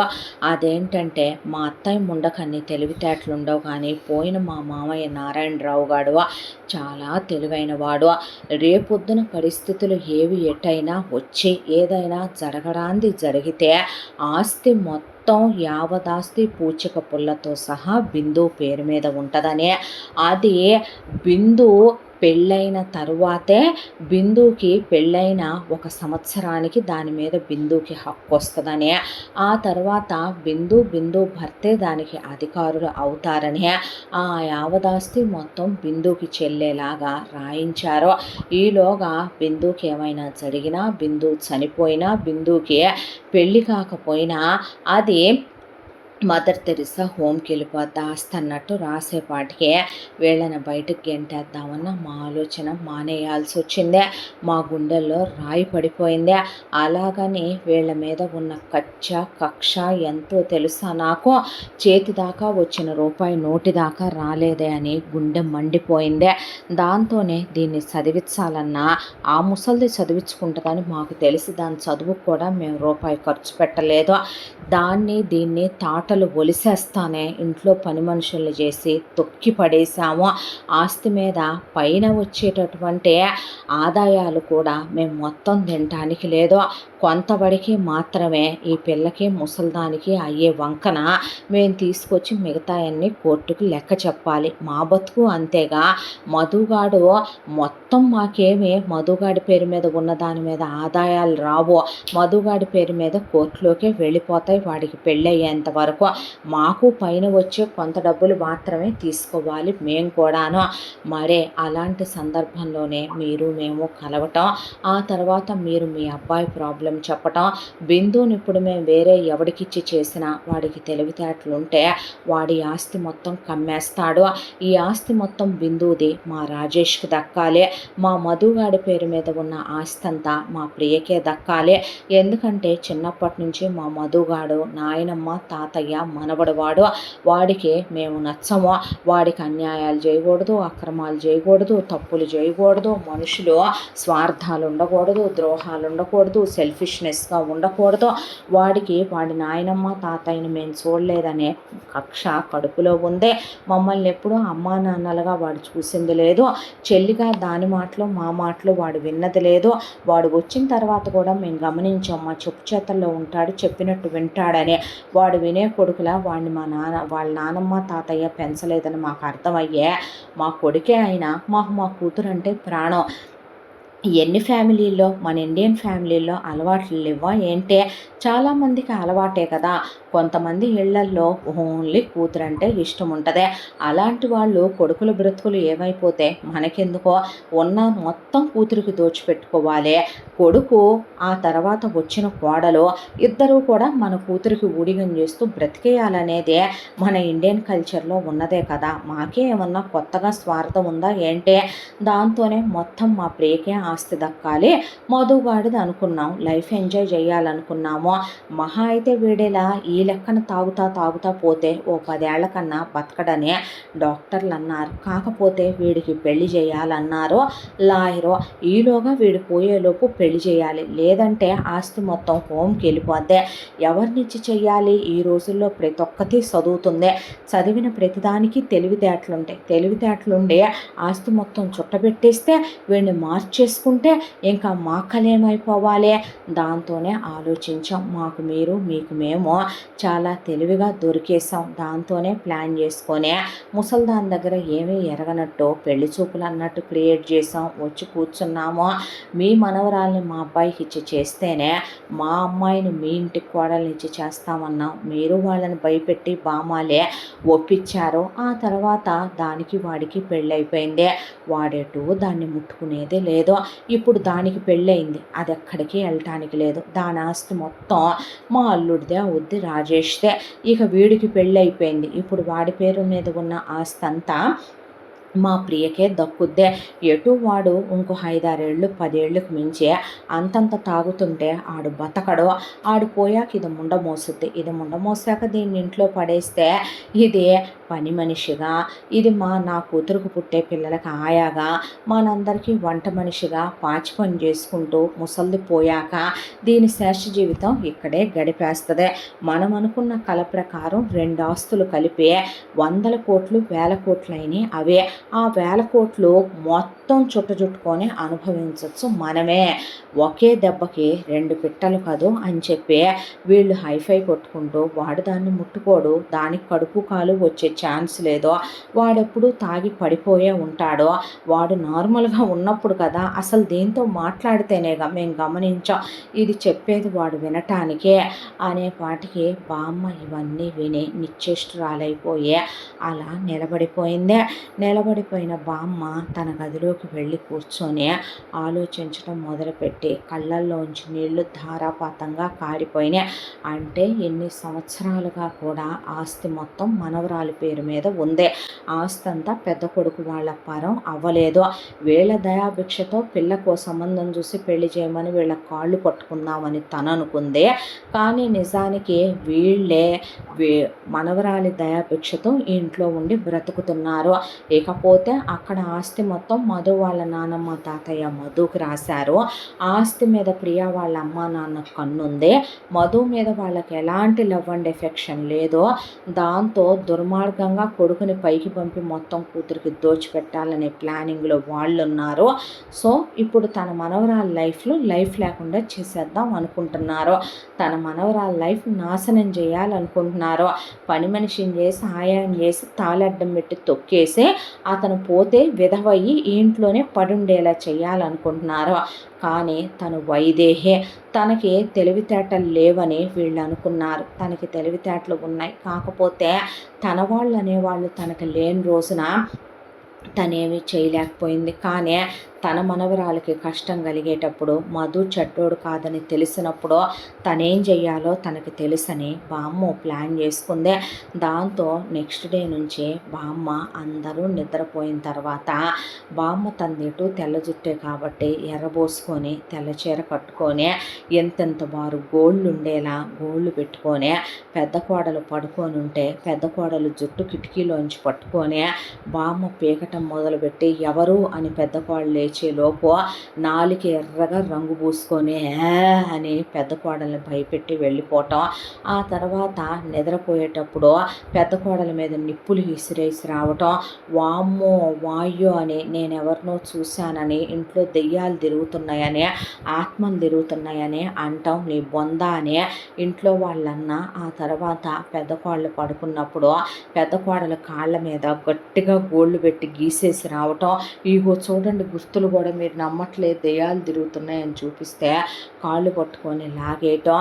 ఆ తర్వాత బామ్మ కూడా ఒక 4-5 రోజులు అయ్యాక నాకు కూడా చిన్నోడు పెళ్ళాం పదే గుర్తుకొస్తున్నారు, మీ నాన్న గుర్తుకొస్తున్నాడు, వాళ్ళు నాకు కనపడుతున్నారు, ఇంట్లో తిరుగుతున్నట్టుగా అనిపిస్తున్నారు, పోయిన మా ఆత్మలకి శాంతి లేదు, మాకు సరిగ్గా కర్మకాండలు చేయించలేదు అని ఆత్మలు ఘోష పెట్టి మొరపెడుతున్నారు. పీడిస్తున్నాయి అనేపాటికి నిజమే నిజమే అత్తయ్య చెప్పిన మాట నిజమేనని కల్పన అన్నాక నన్ను నిజంగానే పీడిస్తున్నారు, ఏం చేయాలి దేనికి అనేపాటికి బామ్మ నేను కనుక్కున్నాను మీరు నమ్ముతామంటే అనేపాటికి నమ్మకేం చేస్తాం చెప్పత్తయ్యా అనేపాటికి ఏమీ లేదు, కాశీ దగ్గర అఘోరాలు ఉంటారు, వెళ్ళి కాశీ దగ్గర గంగలో పోయిన వాళ్ళకి పిండ ప్రదానాలు చేయించి గంగలో వాళ్ళ అస్థికలు కూడా ఇప్పుడు దాకా కలపలేదు, ఆ అస్థికల్ని గంగలో గయలో అన్ని చోట్ల గోకర్ణంలో కలిపి ఆ తర్వాత వాళ్ళకి ఆత్మశాంతి పూజలు చేయించి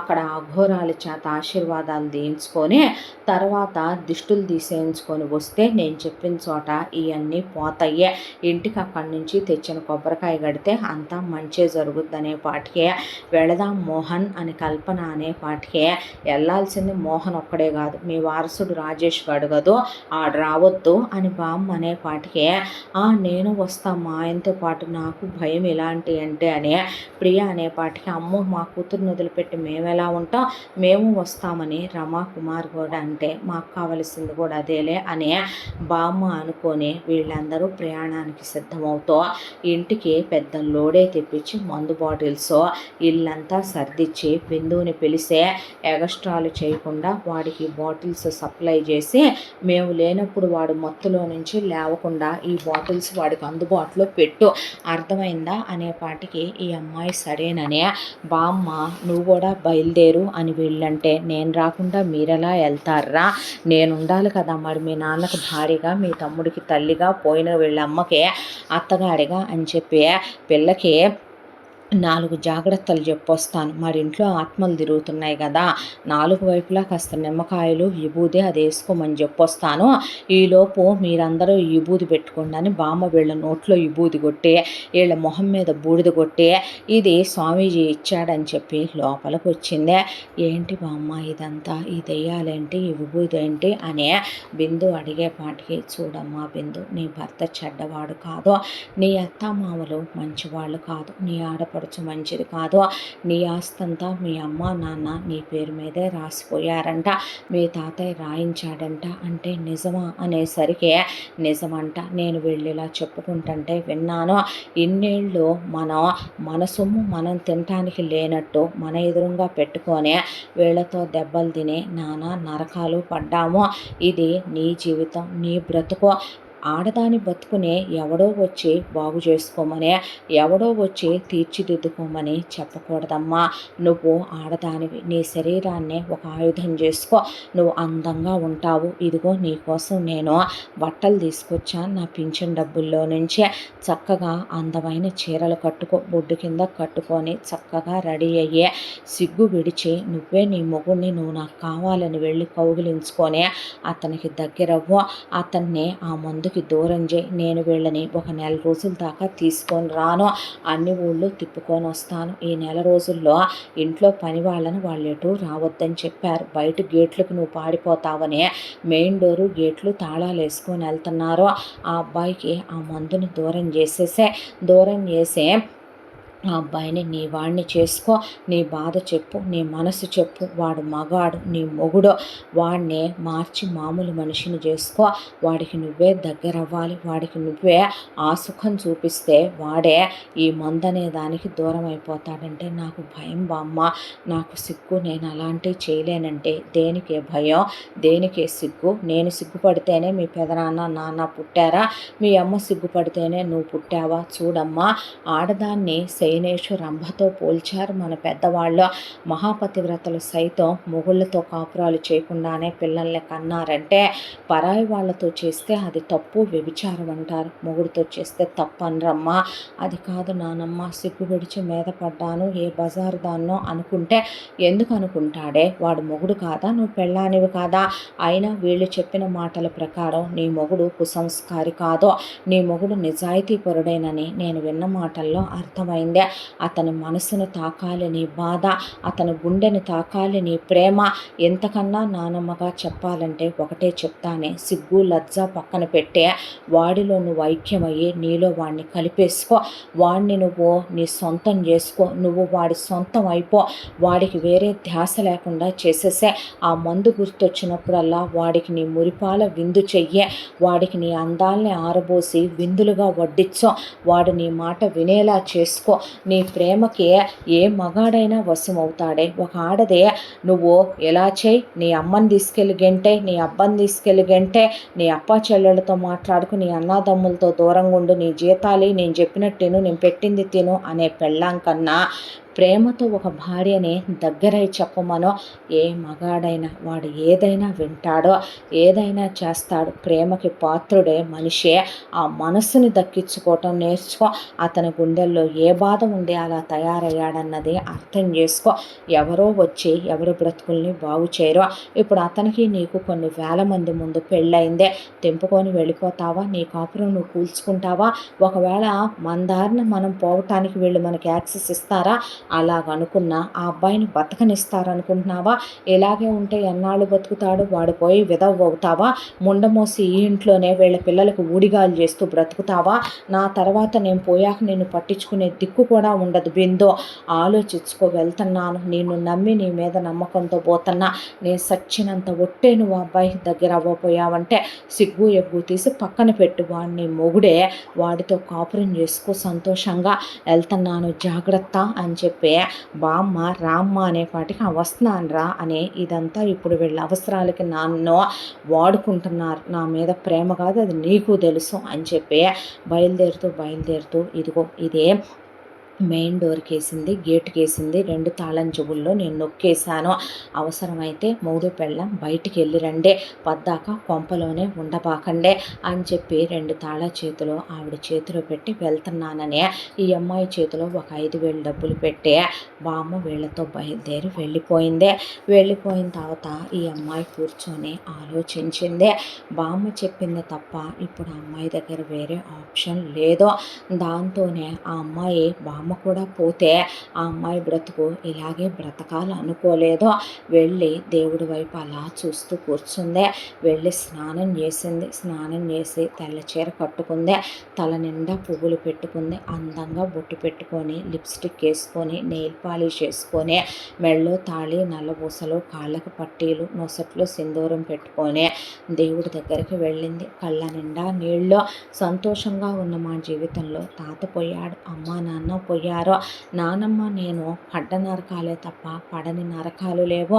ఆయన ఎలాంటి వారు? బామ్మ చెప్తుంది మంచివారనే. నాకు నా భర్తతో సంతోషంగా ఉండాలని ఉందే. నా జీవితాన్ని పరిపూర్ణం చేసుకోవాలని ఉందే. బామ్మ చెప్పింది, దాంతో వెళ్తున్నాను. నన్ను ఆయన తప్పుగా అనుకోకుండా చేరదీసేలా చెయ్యవా? నా బాధలు పోయేలా చెయ్యవా? ఏ రోజు నోరు తెరిచి నిన్నేమీ అడగలేదో. పోయిన అమ్మా నాన్నల్ని ఎటు ఇవ్వలేవు. నా బ్రతుకన్నా బాగు చేయి తండ్రి అనే దేవుణ్ణి వేడుకొని ఈ అమ్మాయి వెళ్ళే తలుపు కొట్టింది. తలుపు కొట్టేపాటికి అది అబ్బాయి లేచే టైము. అప్పుడే లేచి స్నానం చేసి ఫ్రెష్గా బట్టలు వేసుకొని తాగబోతున్నాడు. ఇంకా తాగలేదు. దాంతో ఎవరు అని డోర్ ఓపెన్ చేసేసరికి ఎదురుగా ఉన్న ఈ అమ్మాయి ఆ అబ్బాయి కళ్ళల్లోకి కళ్ళు పెట్టి చూస్తూ లోపలికి వచ్చి ఆ అబ్బాయిని చాలా గట్టిగా కౌగిలించుకునేపాటికి ఏంటిది అని అంటూ ఉన్న ఆ అబ్బాయిని ఈ అమ్మాయి గట్టిగా కౌగిలించుకొని కళ్ళ నిండా నీళ్లతో, నువ్వు నాకు కావాలి, నన్ను దూరం పెట్టకు, ఐ లవ్ యూ మధు అని ఈ అమ్మాయి కాళ్ళు పైకెత్తి అతని పెదవుల్ని అందుకొని ఈ అమ్మాయి అధరామృతాన్ని అతనికి అందిస్తూ అతని పెదవుల్ని ఈ అమ్మాయి గాఢంగా ముద్దు పెడుతూ చాలా గాఢంగా అతన్ని దగ్గరికి తీసుకొని గుండెలకి హత్తుకునేపాటికి ముందు అసలు ఇదంతా ఏంటో అర్థం కాలేదు. అంతా దాంట్లో ఆ అమ్మాయికి తాళి కట్టానని, ఆ అమ్మాయి తన భార్యని భార్యనే మధు కూడా తెలుసు. దాంతో ఆ అమ్మాయి అలా దగ్గరికి రావటం, ఒకవైపున వయసు, తను మగాడు, ఆ అమ్మాయి భార్య. దాంతో తనకి కోరికలు కలిగితే తను మగాడే కదా. మందు తాగి మత్తులో తప్పతాగి ఎప్పుడూ పడిపోయి ఉండే మధుకి కూడా తన భార్య వీపు మీద చెయ్యేసి దగ్గరికి తీసుకోవాలనిపించింది. ఒక ఆడది పొందుకోరి వస్తే దూరంగా తోసేయటానికి తన నపుంసకుడు కాదు, తను మగాడు. దాంతోనే భార్యనే అలా ఎత్తుకొని తీసుకెళ్ళి మంచం మీద పడుకోబెట్టి ఆ అమ్మాయికి మెల్లగా చేరువవుతుంటే ఆ అమ్మాయి అతన్నే ఇంకా ఇంకా దగ్గరికి తీసుకొని అల్లుకుపోయి ఇద్దరి మధ్య ఒక్కొక్కటిగా బట్టలు దూరం అయిపోతూ అలా ఇద్దరు ఒకే దుప్పట్లో కలిసిపోయి రెండు శరీరాలు ఏకమై ఒకే శరీరం అయిపోయి ఇద్దరి తొలి కలయిక చాలా అందంగా, చాలా అద్భుతంగా, చాలా ఆనందంగా ఇద్దరు ఫ్యాన్ వేసుకోవటం కూడా మర్చిపోయి చెమట్లో ముద్ద ముద్దగా తడిచిపోతూ అలిసిపోతూ ఒకవైపున అలసటతో ఇద్దరు చాలాసేపు ఏకమయ్యాక వాళ్ళ శరీరాలు తనువులో అలా గాల్లో తేలిపోతూ ఒకళ్ళ నుంచి ఒకళ్ళు ఆ మధురానుభూతిలో తేలిపోతూ చాలా రిలాక్స్డ్గా అనిపించే మధు కూడా బిందు మీద నుంచి లేచి అలా పక్కకు వాలిపోయి అప్పుడు ఏసీ ఆన్ చేసి ఫ్యాను రిమోట్తో ఆన్ చేసి ఈ అమ్మాయిని తన గుండెల మీదకి లాక్కొని ఈ అమ్మాయి నుదురు మీద ముద్దు పెట్టుకుంటూనే అనుకోకుండా ఈ అబ్బాయి బెడ్షీట్ తీసేశాడు ఆ అమ్మాయి ఒంటి మీద నుంచి. అప్పటిదాకా తనను బట్టలు లేకుండా చూశాడుగా మొగుడు, సిగ్గే ఉందే. ఈ అమ్మాయి అలా అబ్బాయి వైపు చూస్తుంటే ఆ అమ్మాయి ఒళ్ళంతా ఆయన గాయాలు, వాతల గుర్తులు, ఆ అమ్మాయి ఒళ్ళంతా కమిలిపోయి కదుములు కట్టేసి ఉండేపాటికి అలా లేచి లైట్ వేశాడు మధు. లైట్ వేసి ఆ అమ్మాయి దగ్గరకు వచ్చి కూర్చొని ఆ అమ్మాయిని తన గుండెలకి హత్తుకొని ఏమైంది అని అడిగేపాటికి ఈ అబ్బాయిని వాటేసుకొని మధు అని ఈ అబ్బాయి గుండెల్లో ఒదిగిపోయింది బిందు. ఒదిగిపోయి ఈ అబ్బాయితో వాళ్ళ అందమైన కుటుంబం, అమ్మా నాన్నలు పోవటం, ఆ తర్వాత మోహన్, కల్పన, రాజేష్ వాళ్ళు రావటం, ఈ అమ్మాయిని బామ్మని నానా నరకాలు పెట్టి చిత్రవతలు పెట్టడం, తను డిగ్రీ వరకు చదువుకోవటం, బామ్మ పెన్షన్ మీద చదివించటం, ఆ తర్వాత ఇలా వీళ్ళ అమ్మా నాన్న రావటం, వచ్చిన తర్వాత ఈ అబ్బాయికి ఇచ్చి ఈ అమ్మాయిని పెళ్లి జరిపించటం, పెళ్ళైన తర్వాత వీళ్ళ ఫ్యామిలీ ఇక్కడికే షిఫ్ట్ అయ్యే ప్రియ ఈ అమ్మాయిని నానా నరకాలు పెట్టడం, ఈ అబ్బాయి వాళ్ళ నాన్న అమ్మాయిని దిగజారిపోయిన మాటలు మాట్లాడి ఒళ్ళు పొట్టని, తలకి నూనె పెట్టని మాట్లాడటం, మొగుడు దగ్గర పడుకోవటానికి రెడీ అయ్యావా అని అడగటం, చాలా A++ డైలాగులు కూడా వీళ్ళ నాన్న మాట్లాడటం, వీళ్ళమ్మ వాళ్ళ అమ్మాయి మీద అమ్మాయి బ్రతుకు మీద జోకులు వేసుకోవటం, ఇవన్నీ చెప్పాక ఆస్తి ఇలా నీ పేరు మీద ఉందంట, నా ఆస్తి అంతా నా పేరు మీద ఉందంట, వీళ్ళు ఇలా చెప్పుకుంటున్నారంట, నువ్వు పోతే నేను ముండమొయ్యాలని, నన్ను ఇంట్లో తొక్కేసేయాలని పని మనిషిగా విధవగా అనుకుంటున్నారు వీళ్ళు. బామ్మ ఇవన్నీ విన్నదంట. బామ్మే చెప్పింది నాకు నీకు దగ్గర అవ్వమని. చాలా భయపడ్డాను మధు నేను. అసలు నీకు నేను గుర్తున్నానో గుర్తులేదో, నువ్వు మత్తులో తాళి కట్టావో నా పేరు కూడా గుర్తుందో లేదో, ఒక్కసారి కూడా నువ్వు నాతో మాట్లాడింది లేదో, ఎన్ని రోజులుగా నువ్వేమైపోతావో అని నీకు నేనే జ్యూస్ తాగించుకున్నాను, ఫుడ్ పెట్టుకున్నాను, నిన్ను బతికించుకొచ్చుకున్నాను, ఆ మందెలా నీతో మాన్పించాలో నాకు తెలియదు. వీళ్ళు ఇల్లంతా మందు బాటిల్స్ పెట్టి వెళ్ళారు. నాకు ధైర్యం చాలా తక్కువ. ఇలా బామ్మ రెడీ అవ్వమనమని, నీ దగ్గరికి రమ్మనమని, నీతో మనసు పంచుకోమనమని, నిన్ను నా వాణ్ణి చేసుకోమని, నన్ను నీలో కలిసిపోమ్మనే, మన ఇద్దరి బాధలు ఒకళ్ళతో ఒకళ్ళు చెప్పుకొని అసలు మన మధ్య అరమరికలు తుడిచేయమని చెప్పిందే. నన్ను ఎక్కడ తప్పుడు దాన్ని అనుకుంటావో, బజారు దాన్ని అనుకుంటావో, మీద పడిపోయాను అనుకుంటావేమోనని చాలా భయపడిపోయాను మధు అని. ఇవన్నీ చిన్నప్పటి నుంచి నన్ను కొట్టిన దెబ్బలనే, మీ అమ్మ మీ చెల్లి వచ్చాక ఇంకా కొడుతున్నారని, నరకాలు పెడుతున్నారని, నా వేళ్ళు ఎరగొట్టారని, చేతులు ఎరగొట్టారని ఆ అమ్మాయి చెప్పేపాటికి ఆ అమ్మాయిని అబ్బాయి అలా గుండెలకే పొదివి పట్టుకొని దగ్గరికి తీసుకొని, ఇప్పుడు దాకా కడుపు నిండా ఎప్పుడూ తినలేదు మధు, కంటి నిండా నిద్రపోలేదు, ఎప్పుడూ నచ్చినట్టు జీవితం ఏ రోజు లేదో, ఫ్యాన్ కింద ఏసీ కింద కూడా మన పెళ్ళయ్యాకే పడుకోవటం అనేపాటికి ఆ అబ్బాయి కళ్ళల్లో కన్నీళ్లు కారి ఈ అమ్మాయి చెంపల మీదుగా జారిపోయి ఆ అమ్మాయిని దగ్గరికి తీసుకొని ఐఎమ్ రియల్లీ వెరీ సారీ, నిజంగానే నేను మనిషిలాగా కాదు, ఓ పశువులా తయారైపోయాను. ఎందుకు ఇలా అయిపోయానో తెలుసా? నీ పేరు నాకు తెలుసు బిందు అని, నీతో నాకు పెళ్ళయిందని తెలుసు, తాళి కట్టానని తెలుసు. కానీ ఒక వ్యసనం మన జీవితంలోకి వస్తే మానుకోవటం చాలా కష్టం బిందు. మా నానమ్మ తాతయ్య చాలా చాలా మంచివాళ్ళు.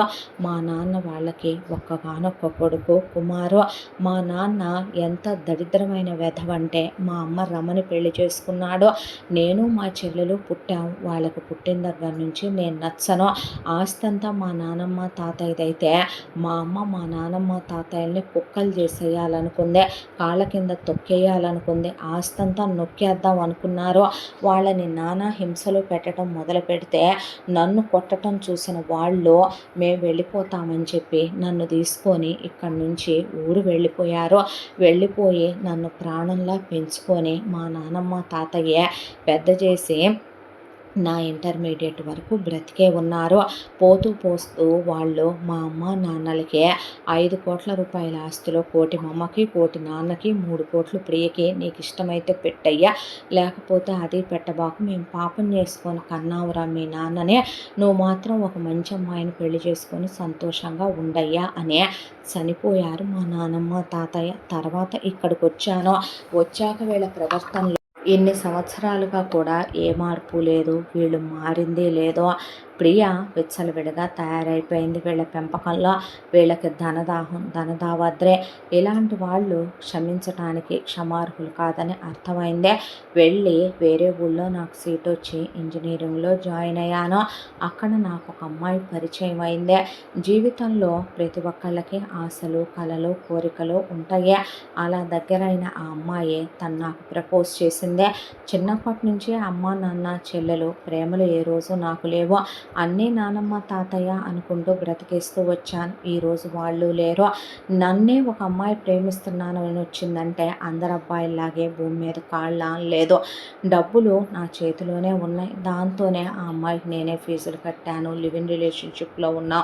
శారీరకంగా మానసికంగా ఒక భార్యాభర్తల్లో ఉండి ఇద్దరం ఏకమయ్యాము. 6 సంవత్సరాల రిలేషన్షిప్, MBA కంప్లీట్ అయిపోయేంత వరకు. ఇక MBA లాస్ట్ సెమిస్టర్ ఎగ్జామ్స్ కూడా అయిపోయిన తర్వాత అనుకోకుండా నేను వేరే ఫ్రెండ్ వాళ్ళకి ఏదో వాళ్ళ నాన్నగారికి హెల్త్ బాగాలేదని ఒక 2 రోజుల పాటు కాస్త తోడు రారా మధు అనే పాటికి వెళ్ళాను. అయితే అక్కడ ఒక రోజులోనే నా పని అయిపోయింది. నా పని అయిపోయి ఇక్కడ నేను ప్రేమించిన అమ్మాయి ఒక్కటే ఉంటుంది ఫ్లాట్లో అని తిరిగి వచ్చేపాటికే ఇంకొక అబ్బాయి కాలేజ్ ఫ్రెండ్తో బట్టలు లేకుండా తను క్లోజ్ అవటం చూశాను. అసలు నేనేమి ఇవ్వలేదని, నా దగ్గర ఏమి లేదని నన్ను అంత మోసం చేసి, అంటే ఎన్ని సంవత్సరాలుగా కూడా ఒకవైపున నాతో అన్నీ చేయించుకుంటూ నన్ను అవసరాలకు వాడుకుంటూ మళ్ళీ వేరే మగాళ్ళ దగ్గర తను చాలా చాలా కాళ్ళు జారే పనులు చేస్తూనే ఉందే. అంత దిగజారిపోయిందని నాకు అర్థమైందే. కళ్ళారా చూశానో ఏమో ఆ ఘటన నా కళ్ళల్లో నా మనసులో నిలిచిపోయింది. దాంతోనే ఇంకక్కడి నుంచే నేనేమీ మాట్లాడకుండా వచ్చేస్తుంటే బయటకు వచ్చి డోర్ తీసిన తను నన్ను చూసి నిర్ఘాంతపోయి నుంచుంది. అది అని నాకు చెప్పాలనుకుందే. నాలో కోపం కట్టలు తెంచుకొని ఎలా కొట్టానో కూడా తెలియదు. ఇద్దరిని ఒకళ్ళ మీద ఒకళ్ళు పడేసే దాంతో ఫ్లాట్లో నుంచి గెంటేశాను. అక్కడి నుంచి ఖాళీ చేసేసే ఉండలేక ఆ మెమరీస్తో ఇక్కడికి వచ్చాను. బ్రేకప్ ఫేజ్లో ఉన్న నాకు ఒక బాధ, దిగులు, దాన్ని మర్చిపోవాలి, మూవ్ ఆన్ అయిపోవాలి. దాంతోనే ముందు ఒక 2 పెగ్గులుగా స్టార్ట్ చేసే 4 పెగ్గుల దాకా వెళ్ళాను నేను. వెళ్ళేసరికి ఆ తర్వాత నుంచి నిద్ర లేచేసరికి ఎదురుగా మందు బాటిల్ ఉంటే బాటిల్ని చూస్తూ ఆగలేడు వ్యసనానికి అలవాటైనోడు తాగుడు మొదలుపెట్టాను. అది పెరగటం. ఆ తర్వాత నా గది నిండా బాటిల్స్ ఉంటాం. నేను గదిలో నుంచే ఎక్కడికి వెళ్లకుండా ఇంట్లోనే ఉండిపోవటం మొదలుపెట్టాను. ఇదంతా వీళ్ళే చేస్తున్నారు అని తెలిసినా కూడా నేను నా వ్యసనాన్ని మానలేనంత బలహీనతకి దిగజారిపోయాను. దాంతోనే ఒక గదిలో ఉండిపోవటం మొదలుపెట్టి బయట ప్రపంచంలో ఏం జరుగుతుందో నాకు తెలియదు. వీళ్ళు నన్ను ఒక రోజున రెడీ చేశారు, తీసుకొచ్చారు మేళతాళాలు, మనుషులు, ఆ లైటింగ్‌లో నీ మెడలో తాళి కట్టడం వరకే, నీ మొహం వరకి గుర్తుందే. నీతో మాట్లాడాలన్నా ఏం మాట్లాడాలి, నీతో క్లోజ్ అవ్వాలన్నా ఏమని క్లోజ్ అవుతాను, ఏం చెప్తానో అసలు నాకు వేటి మీద లేదు. బ్రతుకు మీద ఆశ లేదు, పెళ్లి మీద ఆశ లేదు. అసలు నా బ్రెయిన్ అంతా స్ట్రక్ అయిపోయింది. అలాంటిది ఈ రోజున నువ్వు రావటం, నీకై నువ్వే నన్ను దగ్గరికి తీసుకోవటం. కోడి ఒక ఆడది దగ్గరకు వస్తే దూరం పెట్టలేను నేను. ఎందుకంటే ఆ రోజు నేను ప్రేమించిన అమ్మాయైనా, ఈరోజు నువ్వైనా సరే నా మనసును అర్థం చేసుకొని నా దగ్గరకు వచ్చే నువ్వు దేవతలా నన్ను దగ్గరికి తీసుకుంటానంటే నేను ఎలా కాదంటానో. దాంతోనే నువ్వు నా భార్యవని తెలుసు.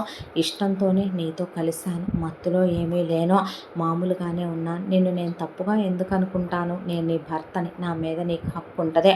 హక్కుతోనే వచ్చావు, నాకు చేరువయ్యావని నాకు తెలుసు. ఇకపోతే వీళ్ళింత రాజకీయాలు చేస్తున్నారని, వెనకాల వీళ్ళది ఇంత ప్లానింగ్ ఉందని నాకు నిజంగానే తెలియదు బిందు. I'm sorry. నేను నీతో మాట్లాడుండాల్సిందే. కనీసం నేను కాసేపైనా తాక్కుండా ఉండాల్సిందే. నువ్వు చెప్పింది వినుండాల్సిందే. నువ్వు ఎలాంటి సిచ్యువేషన్లో నన్ను చేసుకున్నావో అడిగి ఉండాల్సిందే. భర్త అంటే ఒక ఆడపిల్లకి అన్నీ అనే విషయం నేను మర్చిపోయాను. నాకెలా లైఫ్ మీద కలలు, ఎక్స్పెక్టేషన్స్, కోరికలు ఉంటాయో నీకు ఉంటాయనే గ్రహించలేకపోయాను. I'm really very sorry. నిన్ను అందరూ బాధ పెట్టారంటే అందరికన్నా నేను ఎక్కువ బాధ పెట్టేశాను. I love you Bindu, I love you. I'm sorry, forgive me please. నా పాస్ట్ నన్ను రెండింటినీ క్షమించు అనే పాటికే మీ గతంతో నాకు పని లేదు, మీరు నాకు ముఖ్యం అనే పాటికే ఆ అమ్మాయిని అల్లుకుపోయాడు మధు. ఆ తర్వాత బిందుని దగ్గరికి తీసుకొని ఇద్దరు చాలా ఇష్టంగా ఆ రాత్రంతా కడిగిపోతూ ఇద్దరి మధ్య ఆ రాత్రంతా మందనే ఊసు కూడా ఎత్తకుండా పెళ్ళాంతో కలుస్తూనే ఉన్నాడు. ఆ మందిచ్చే కిక్కు కన్నా, నష కన్నా పెళ్ళాం ఇచ్చే సుఖం చాలా నచ్చేసింది మధుకి. దాంతోనే బిందు రేపటి నుంచి తాగొద్దు ప్లీజ్ మధు అనే పాటికే నా ఎదురుగా మందు బాటిల్స్ ఉంచకు, మొత్తం తీసేసి పారబోసేసి బ్యాక్ యార్డ్లో పారేసిరా బాటిల్స్ అనేసరికి అలాగేనని ఆ అమ్మాయి అవన్నీ తీసేసే బయట పడేసి వచ్చింది. ఆ తర్వాత లాక్ చేసేసి వెళ్ళారా అంటే కీస్ ఉన్నాయి నా దగ్గర అనేపాటికి ఈ అబ్బాయి దగ్గర కార్డులో మనీ ఈ అబ్బాయి దగ్గరే ఉంటాయి, ఆ ఎవరికి ఇవ్వడు. దాంతో నాతో రా అని ఈ అమ్మాయిని బయటికి తీసుకెళ్ళి ముందు ఈ అబ్బాయి సెలూన్కి వెళ్ళాడు. నీట్గా గడ్డం చేయించేసుకొని హెయిర్ కట్ చేయించుకుంటే మొగుడు వైపు అలా చూస్తుంటే ఏంటి అనే పాటికి ఇప్పుడే నువ్వు ఎలా ఉంటావో నేను చూసింది అనేసరికి నవ్వాడు. కాకపోతే సన్నగా ఉన్నాడంతే, తిండి తిప్పలు లేకుండా. మధు చాలా అందంగా చక్కగా ఉన్నాడు అబ్బాయి. అక్కడి నుంచి డైరెక్ట్గా డాక్టర్ దగ్గరికి వెళ్ళి డాక్టర్ని కలిసే నేను ఇలా మందుకు బానిసనైపోయానని, మందు మానేద్దాం అనుకుంటున్నానని, నన్ను నేను సెల్ఫ్ కంట్రోల్ చేసుకోగలనని, నాకు మెడిసిన్ ఇమ్మనమని అడిగేపాటికి వాళ్ళు ఇంత చక్కగా చెప్తే మాకేం ప్రాబ్లం అని వాళ్ళు మందులు రాసిచ్చారు. ఆ మందులు తీసుకొని ఈ అబ్బాయి ఇంటికి వచ్చిన తర్వాత ఆ ట్యాబ్లెట్లు వేసుకున్న ఈ అబ్బాయికి తాగాలనే కొన్నేళ్లుగా అలవాటు కాబట్టి ఆ ఫీలింగ్స్ వస్తూ ఈ అబ్బాయి అలా కూర్చునే తను తాను కంట్రోల్ చేసుకుంటూ ఉంటే ఈ అమ్మాయి నువ్వేం అలా కంట్రోల్ చేసుకోవద్దనే బెడ్రూమ్ డోర్స్ క్లోజ్ చేసేసి ఈ అమ్మాయి ఆ అబ్బాయికి చేరువయ్యే వాళ్ళ శరీరాల మీద బట్టలు దూరం చేసేస్తూ నీకెప్పుడు మందు గుర్తొచ్చినా, నీకెప్పుడు ఆ ఊహ గుర్తొచ్చినా సరే నేనున్నాను, నేను నీ దాన్ని, నాతో కలువ, మనిద్దరి కలయిక మధురానుభూతిలో గుర్తు చేసుకో, ఇంక నీకు ఆ మందు గుర్తు రాదో, నేనున్నాను నీకోసమని ఆ అబ్బాయి ఒళ్ళో కూర్చోవటం, ముద్దులు పెట్టుకోవటం, మొగుడిని గుండెల మీద పడుకోబెట్టుకోవటం, ఒళ్ళో పడుకోబెట్టుకోవటం, దగ్గరికి తీసుకోవటం. ఈ అమ్మాయికి వంటొచ్చు కాబట్టి బాగా ఈ అబ్బాయికి నాన్ వెజ్లు అవి వండి పెట్టడం, ఫ్రూట్ జ్యూసులు పట్టడం, బలానికి తిండి పెట్టడం, ఇంట్లోనే జిమ్ ఉంటే తీసుకెళ్ళి అబ్బాయిని కాసేపు జిమ్ చేయమంట. నెల రోజులకే ఆ అబ్బాయి బాగా మనిషి దిట్టంగా కోలుకున్నాడు. ఒకవైపున డాక్టర్ ఇచ్చిన ట్యాబ్లెట్లు వేసుకుంటూ మందు ఊసే లేకుండా ఆ అమ్మాయి బాటిలే లేకుండా చేసేసింది. దాంతో కొత్త ఫోను, కొత్త సిమ్ము, ఆ అబ్బాయి ఈ అమ్మాయితో చాలా డీపెస్ట్గా ఈ అమ్మాయితో క్లోజ్గా ఉంటాం, ఈ అమ్మాయితో నవ్వటం, ఈ అమ్మాయిని దగ్గరికి తీసుకోవటం, వెళ్ళి అమ్మాయికి షాపింగ్లు చేయించి రావటం, ఆ అబ్బాయి బట్టలు కొని తెచ్చుకోవటం, డాక్టర్ల దగ్గరికి వెళ్ళి రావటం, గుడికి వెళ్ళి రావటం, సినిమాలకు వెళ్ళి రావటం, షాపింగులకు వెళ్ళి రావటం. అసలు ఈ నెల రోజులు ఎలా గడిచిపోయాయో కూడా తెలియకుండా పెళ్ళాం వంట చేస్తుంటే వెనక నుంచి అల్లుకుపోవటం, ఒళ్ళో కూర్చోబెట్టుకొని పెళ్ళానికి గోరుముద్దలు తినిపించుకోవటం, పెళ్ళాంతో కలిసి వెన్నెల రాత్రుల్లో అలా డాబా మీద పడుకొని ఆనందంగా గడపటం, వర్షం పడుతుంటే వీళ్ళ లాన్లో ఉయ్యాల్లో అలా ఉయ్యాల ఊగుతూ ఉయ్యాల ఆటలు ఆడుకుంటూ ఇద్దరు ముచ్చట్లు చెప్పుకుంటూ సరసాలు ఆడుకుంటూ ఒకళ్ళల్లో ఒకళ్ళు కలిసిపోవటం. లైఫ్ ఇలా మారుతుందని నా కల్లో కూడా ఊహించలేదని బిందు ఆ అబ్బాయిని పట్టుకొని పిచ్చిదానిలో ఏడ్చేస్తే పిచ్చా నీకు అనే ఇంట్లో కారు తాళాలు తీసుకొని BMW దగ్గర నుంచి ఉన్నాయి కాబట్టి ఆ అమ్మాయిని లాంగ్ డ్రైవ్లకి తీసుకెళ్ళటం, కారులోనే దగ్గరికి తీసుకోవటం, ప్రపంచాన్ని ఆ అమ్మాయికి చాలా అందంగా చూపించడం మొదలుపెట్టాడు మధు. దాంతో ఆ అమ్మాయి చాలా ఆనందంగా సంతోషంగా ఉంటే వెళ్ళిన వీళ్ళు నెల రోజుల తర్వాత తిరిగి వచ్చారు. వచ్చేసరికి మధు అలా హాల్లో కూర్చొని అలా తల కిందకి దించి తల పట్టుకొని కూర్చొని ఉండేపాటికి బామ్మ ఈ అబ్బాయి వైపు చూస్తే తల వంచేసుకొని కూర్చొని ఉన్నాడు. ఈలోగా ఈ అమ్మాయి ఆ పక్కనే నిలబడి ఉంటే ఏంట్రా హాల్లో కూర్చున్నావు అనేసరికి ఈ అబ్బాయి ఏమీ మాట్లాడలేదు. ఈలోగా వీళ్ళు అమ్మాయిని ఏంటే ఎగస్ట్రాలు చేస్తున్నావా, ఏంది కొత్త డ్రెస్సులు సింగారిచ్చా, వేషాలు వేస్తున్నావా, ఎవరి దొంగిలిచ్చా, ఏది ఇది నాది కాదే అంటే నాది కాదే, ఏమో ఎవరిని తగులుకొని ఎవరిని ఉంచుకుందో, సైడ్ డోర్ నుంచి ఎవడొచ్చాడో, ఈడు తాగుబోతాడు, ఈ నా కొడుకు ఎప్పుడు తప్పతాగి పడిపోయి ఉంటాడుగా, ఆగట్లేదేమో దీనికి, అందుకే ఎవరినైనా పిలిపించుకుందేమో, కడుపు కాలు వస్తే తీయించేమో కడిగించేమో ఉంచుతామో ఏంటి మనం అని చెప్పి వీళ్ళు చాలా ఓపెన్గా మాట్లాడుకుంటూ వచ్చి లగేజ్లన్నీ సర్దు, విడిచిన బట్టలన్నీ ఉతుకో, ఒళ్ళు పట్టు, స్నానాలు చేయొద్దు కానీ పద అని మాట్లాడుకుంటుంటే బామ్మ ఈ అమ్మాయి వైపు అలా చూసి ఈ ముండ ఈ తిక్కల దానికి వెళ్ళేటప్పుడు అంత చెప్పి వెళ్ళాను, ఆ పిల్లాడిని ఇదేమీ మారవలేదా, ఆ అబ్బాయికి దగ్గర అవ్వలేదా, ఆ అబ్బాయిని మామూలు మనిషిని చెయ్యలేదా, ఈ తింగర దానికి చెప్పుకున్నానా, అయ్యో దేవుడా అనే బామ్మ తీసుకొచ్చినవి అన్నీ పూజ గదిలో పెట్టాలి కాబట్టి ఆవిడ 2 చెంబులు నీళ్లు కుమ్మరించుకొని ప్రసాదాలు ఎత్తుకెళ్ళి అక్కడ పెట్టి అలా దీపం పెట్టి హారతిస్తుందో లేదో వామ్మో వాయ్యో అనే కేకలు వినపడుతుంటే అది బామ్మ పెద్ద కోడలు కల్పన కూత. పరిగెత్తుకుంటూ బామ్మ అలా బయటికి లగెత్తుకొచ్చేపాటికి బెల్ట్ తీసుకొని ఈ అబ్బాయి డోర్లన్నీ క్లోజ్ చేసి హాల్లోనే పడేసి బకెల్ సైడు ఒక్కొక్కళ్ళని పడేసి చించుతూ ఉంటే ఓరి దేవుడో ఓరి నాయనో ఓ తండ్రో అంటుంటే ఒక్కసారే బామ్మ గుండెల్లో ఆనందాల వర్షం కురిసినట్టు అనిపించే పరిగెత్తుకుంటూ వెళ్ళి అన్ని రూముల్లో ఉన్న బ్రాండెడ్ లెదర్ బెల్ట్లన్నీ కలెక్ట్ చేసుకొచ్చి కూర్చొని ఈ అబ్బాయితో అయ్యా నేను నీకు అమ్మమ్మనే అవుతాను నాన్న, నీకు విషయం తెలుసా అయ్యా ఎన్ని నరకాలు పెట్టారో అనే హాస్పిటల్కని మందులకి డబ్బులు అడిగితే గవర్నమెంట్ హాస్పిటల్లో చూపించుకోమన్నాడయ్యా, మందులు లేవంటే సావమన్నారయ్యా, ఆస్తులు రాయించుకొని కొట్టారయ్యా, వాతలు పెట్టారయ్యా, దాని వేలిరగొట్టారయ్యా, నీ చెల్లెలు చెప్పు కాలుతో దాన్ని గాజు పెంకులు ఎత్తుతుంటే దాని చేతిలో గాజు పెంకులు దిగేలా తొక్కిందయ్యా అనే పక్క నుంచి బామ్మ చెప్తూ ఉంటే నువ్వు నాకు మనవడవేనని అసలే ఈ అబ్బాయి నానమ్మ తాతయ్య దగ్గర పెరిగేశాడేమో, ఈ బామ్మ కూడా తెగ నచ్చేసింది ఈ అబ్బాయికి. ఆ అమ్మాయి చెప్పింది కదా కాపురాలు నిలబెట్టుకోవాలని, బామ్మే చెప్పిందే అందంగా కాపురాన్ని మలుచుకోమని చెప్పిందనే, ఇటివ్వు బామ్మ అని చెప్పి బెల్ట్ మీద బెల్టు తీసుకొని పీస్ అయిపోయిందాకా చెల్లెల్ని, రాజేష్ని, మోహన్ని, కల్పనని, అమ్మ నాన్నల్ని కుక్కల్ని కొట్టినట్టు కొట్టాడనేది చిన్న మాట, తుక్కు కింద ఉతికిచ్చేయించింది బామ్మ. ఆ తర్వాత పని వాళ్ళని పిలిచి జుట్టు పట్టుకొని గేటు బయట గెంటేయండి వీళ్ళు మొత్తాన్నే, ఆస్తిలో నయా పైసా కూడా పెట్టేది లేదు, నాది నా పెళ్ళాందే, అసలు ఎందుకు పెట్టాలి, ఎవరు మీరు, మా మామయ్యకి నువ్వు అన్నవైనంత మాత్రాన నీకు పెట్టాలా ఏంట్రా, ఎందుకు పెడతారా నీకు అని చెప్పి ఈ అబ్బాయే గెంటి పడేసి అమ్మా బాబుల్ని చెప్పా, మంచిగా ఉండండి 5 కోట్లన్నా దక్కుతాయని. అబ్బే లేదో, కొడుకుని వేసేద్దాం, కోడల్ని తొక్కేద్దాం, నాకు పిల్లలు లేకుండా చేసేద్దాం, ఏం బతికే నీది నీ మొగుడిదే, నీ కూతురికి పట్టం కట్టి కొడుకుని ఏం చేద్దాం అనుకున్నారు, కాటికి పంపుదాం అనుకున్నారా, నేనంత చాతగాని వెధవలా కనపడ్డానా అనే నేను మందు మానేశాను, నా పెళ్ళాం, నా పిల్లలు, నా జీవితం నాకు కావాలని ఈ అబ్బాయి బయటికి గెంటించి పడేశాడు.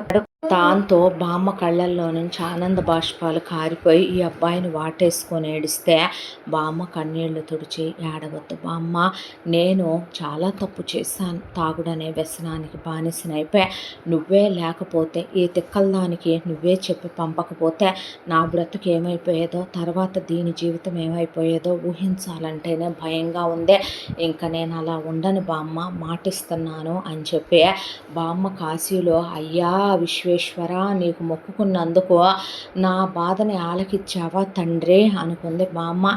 ఆ తరువాత ఈ అబ్బాయి మొత్తం 2 ఆస్తుల్ని హ్యాండ్ ఓవర్ చేసేసుకున్నాడు.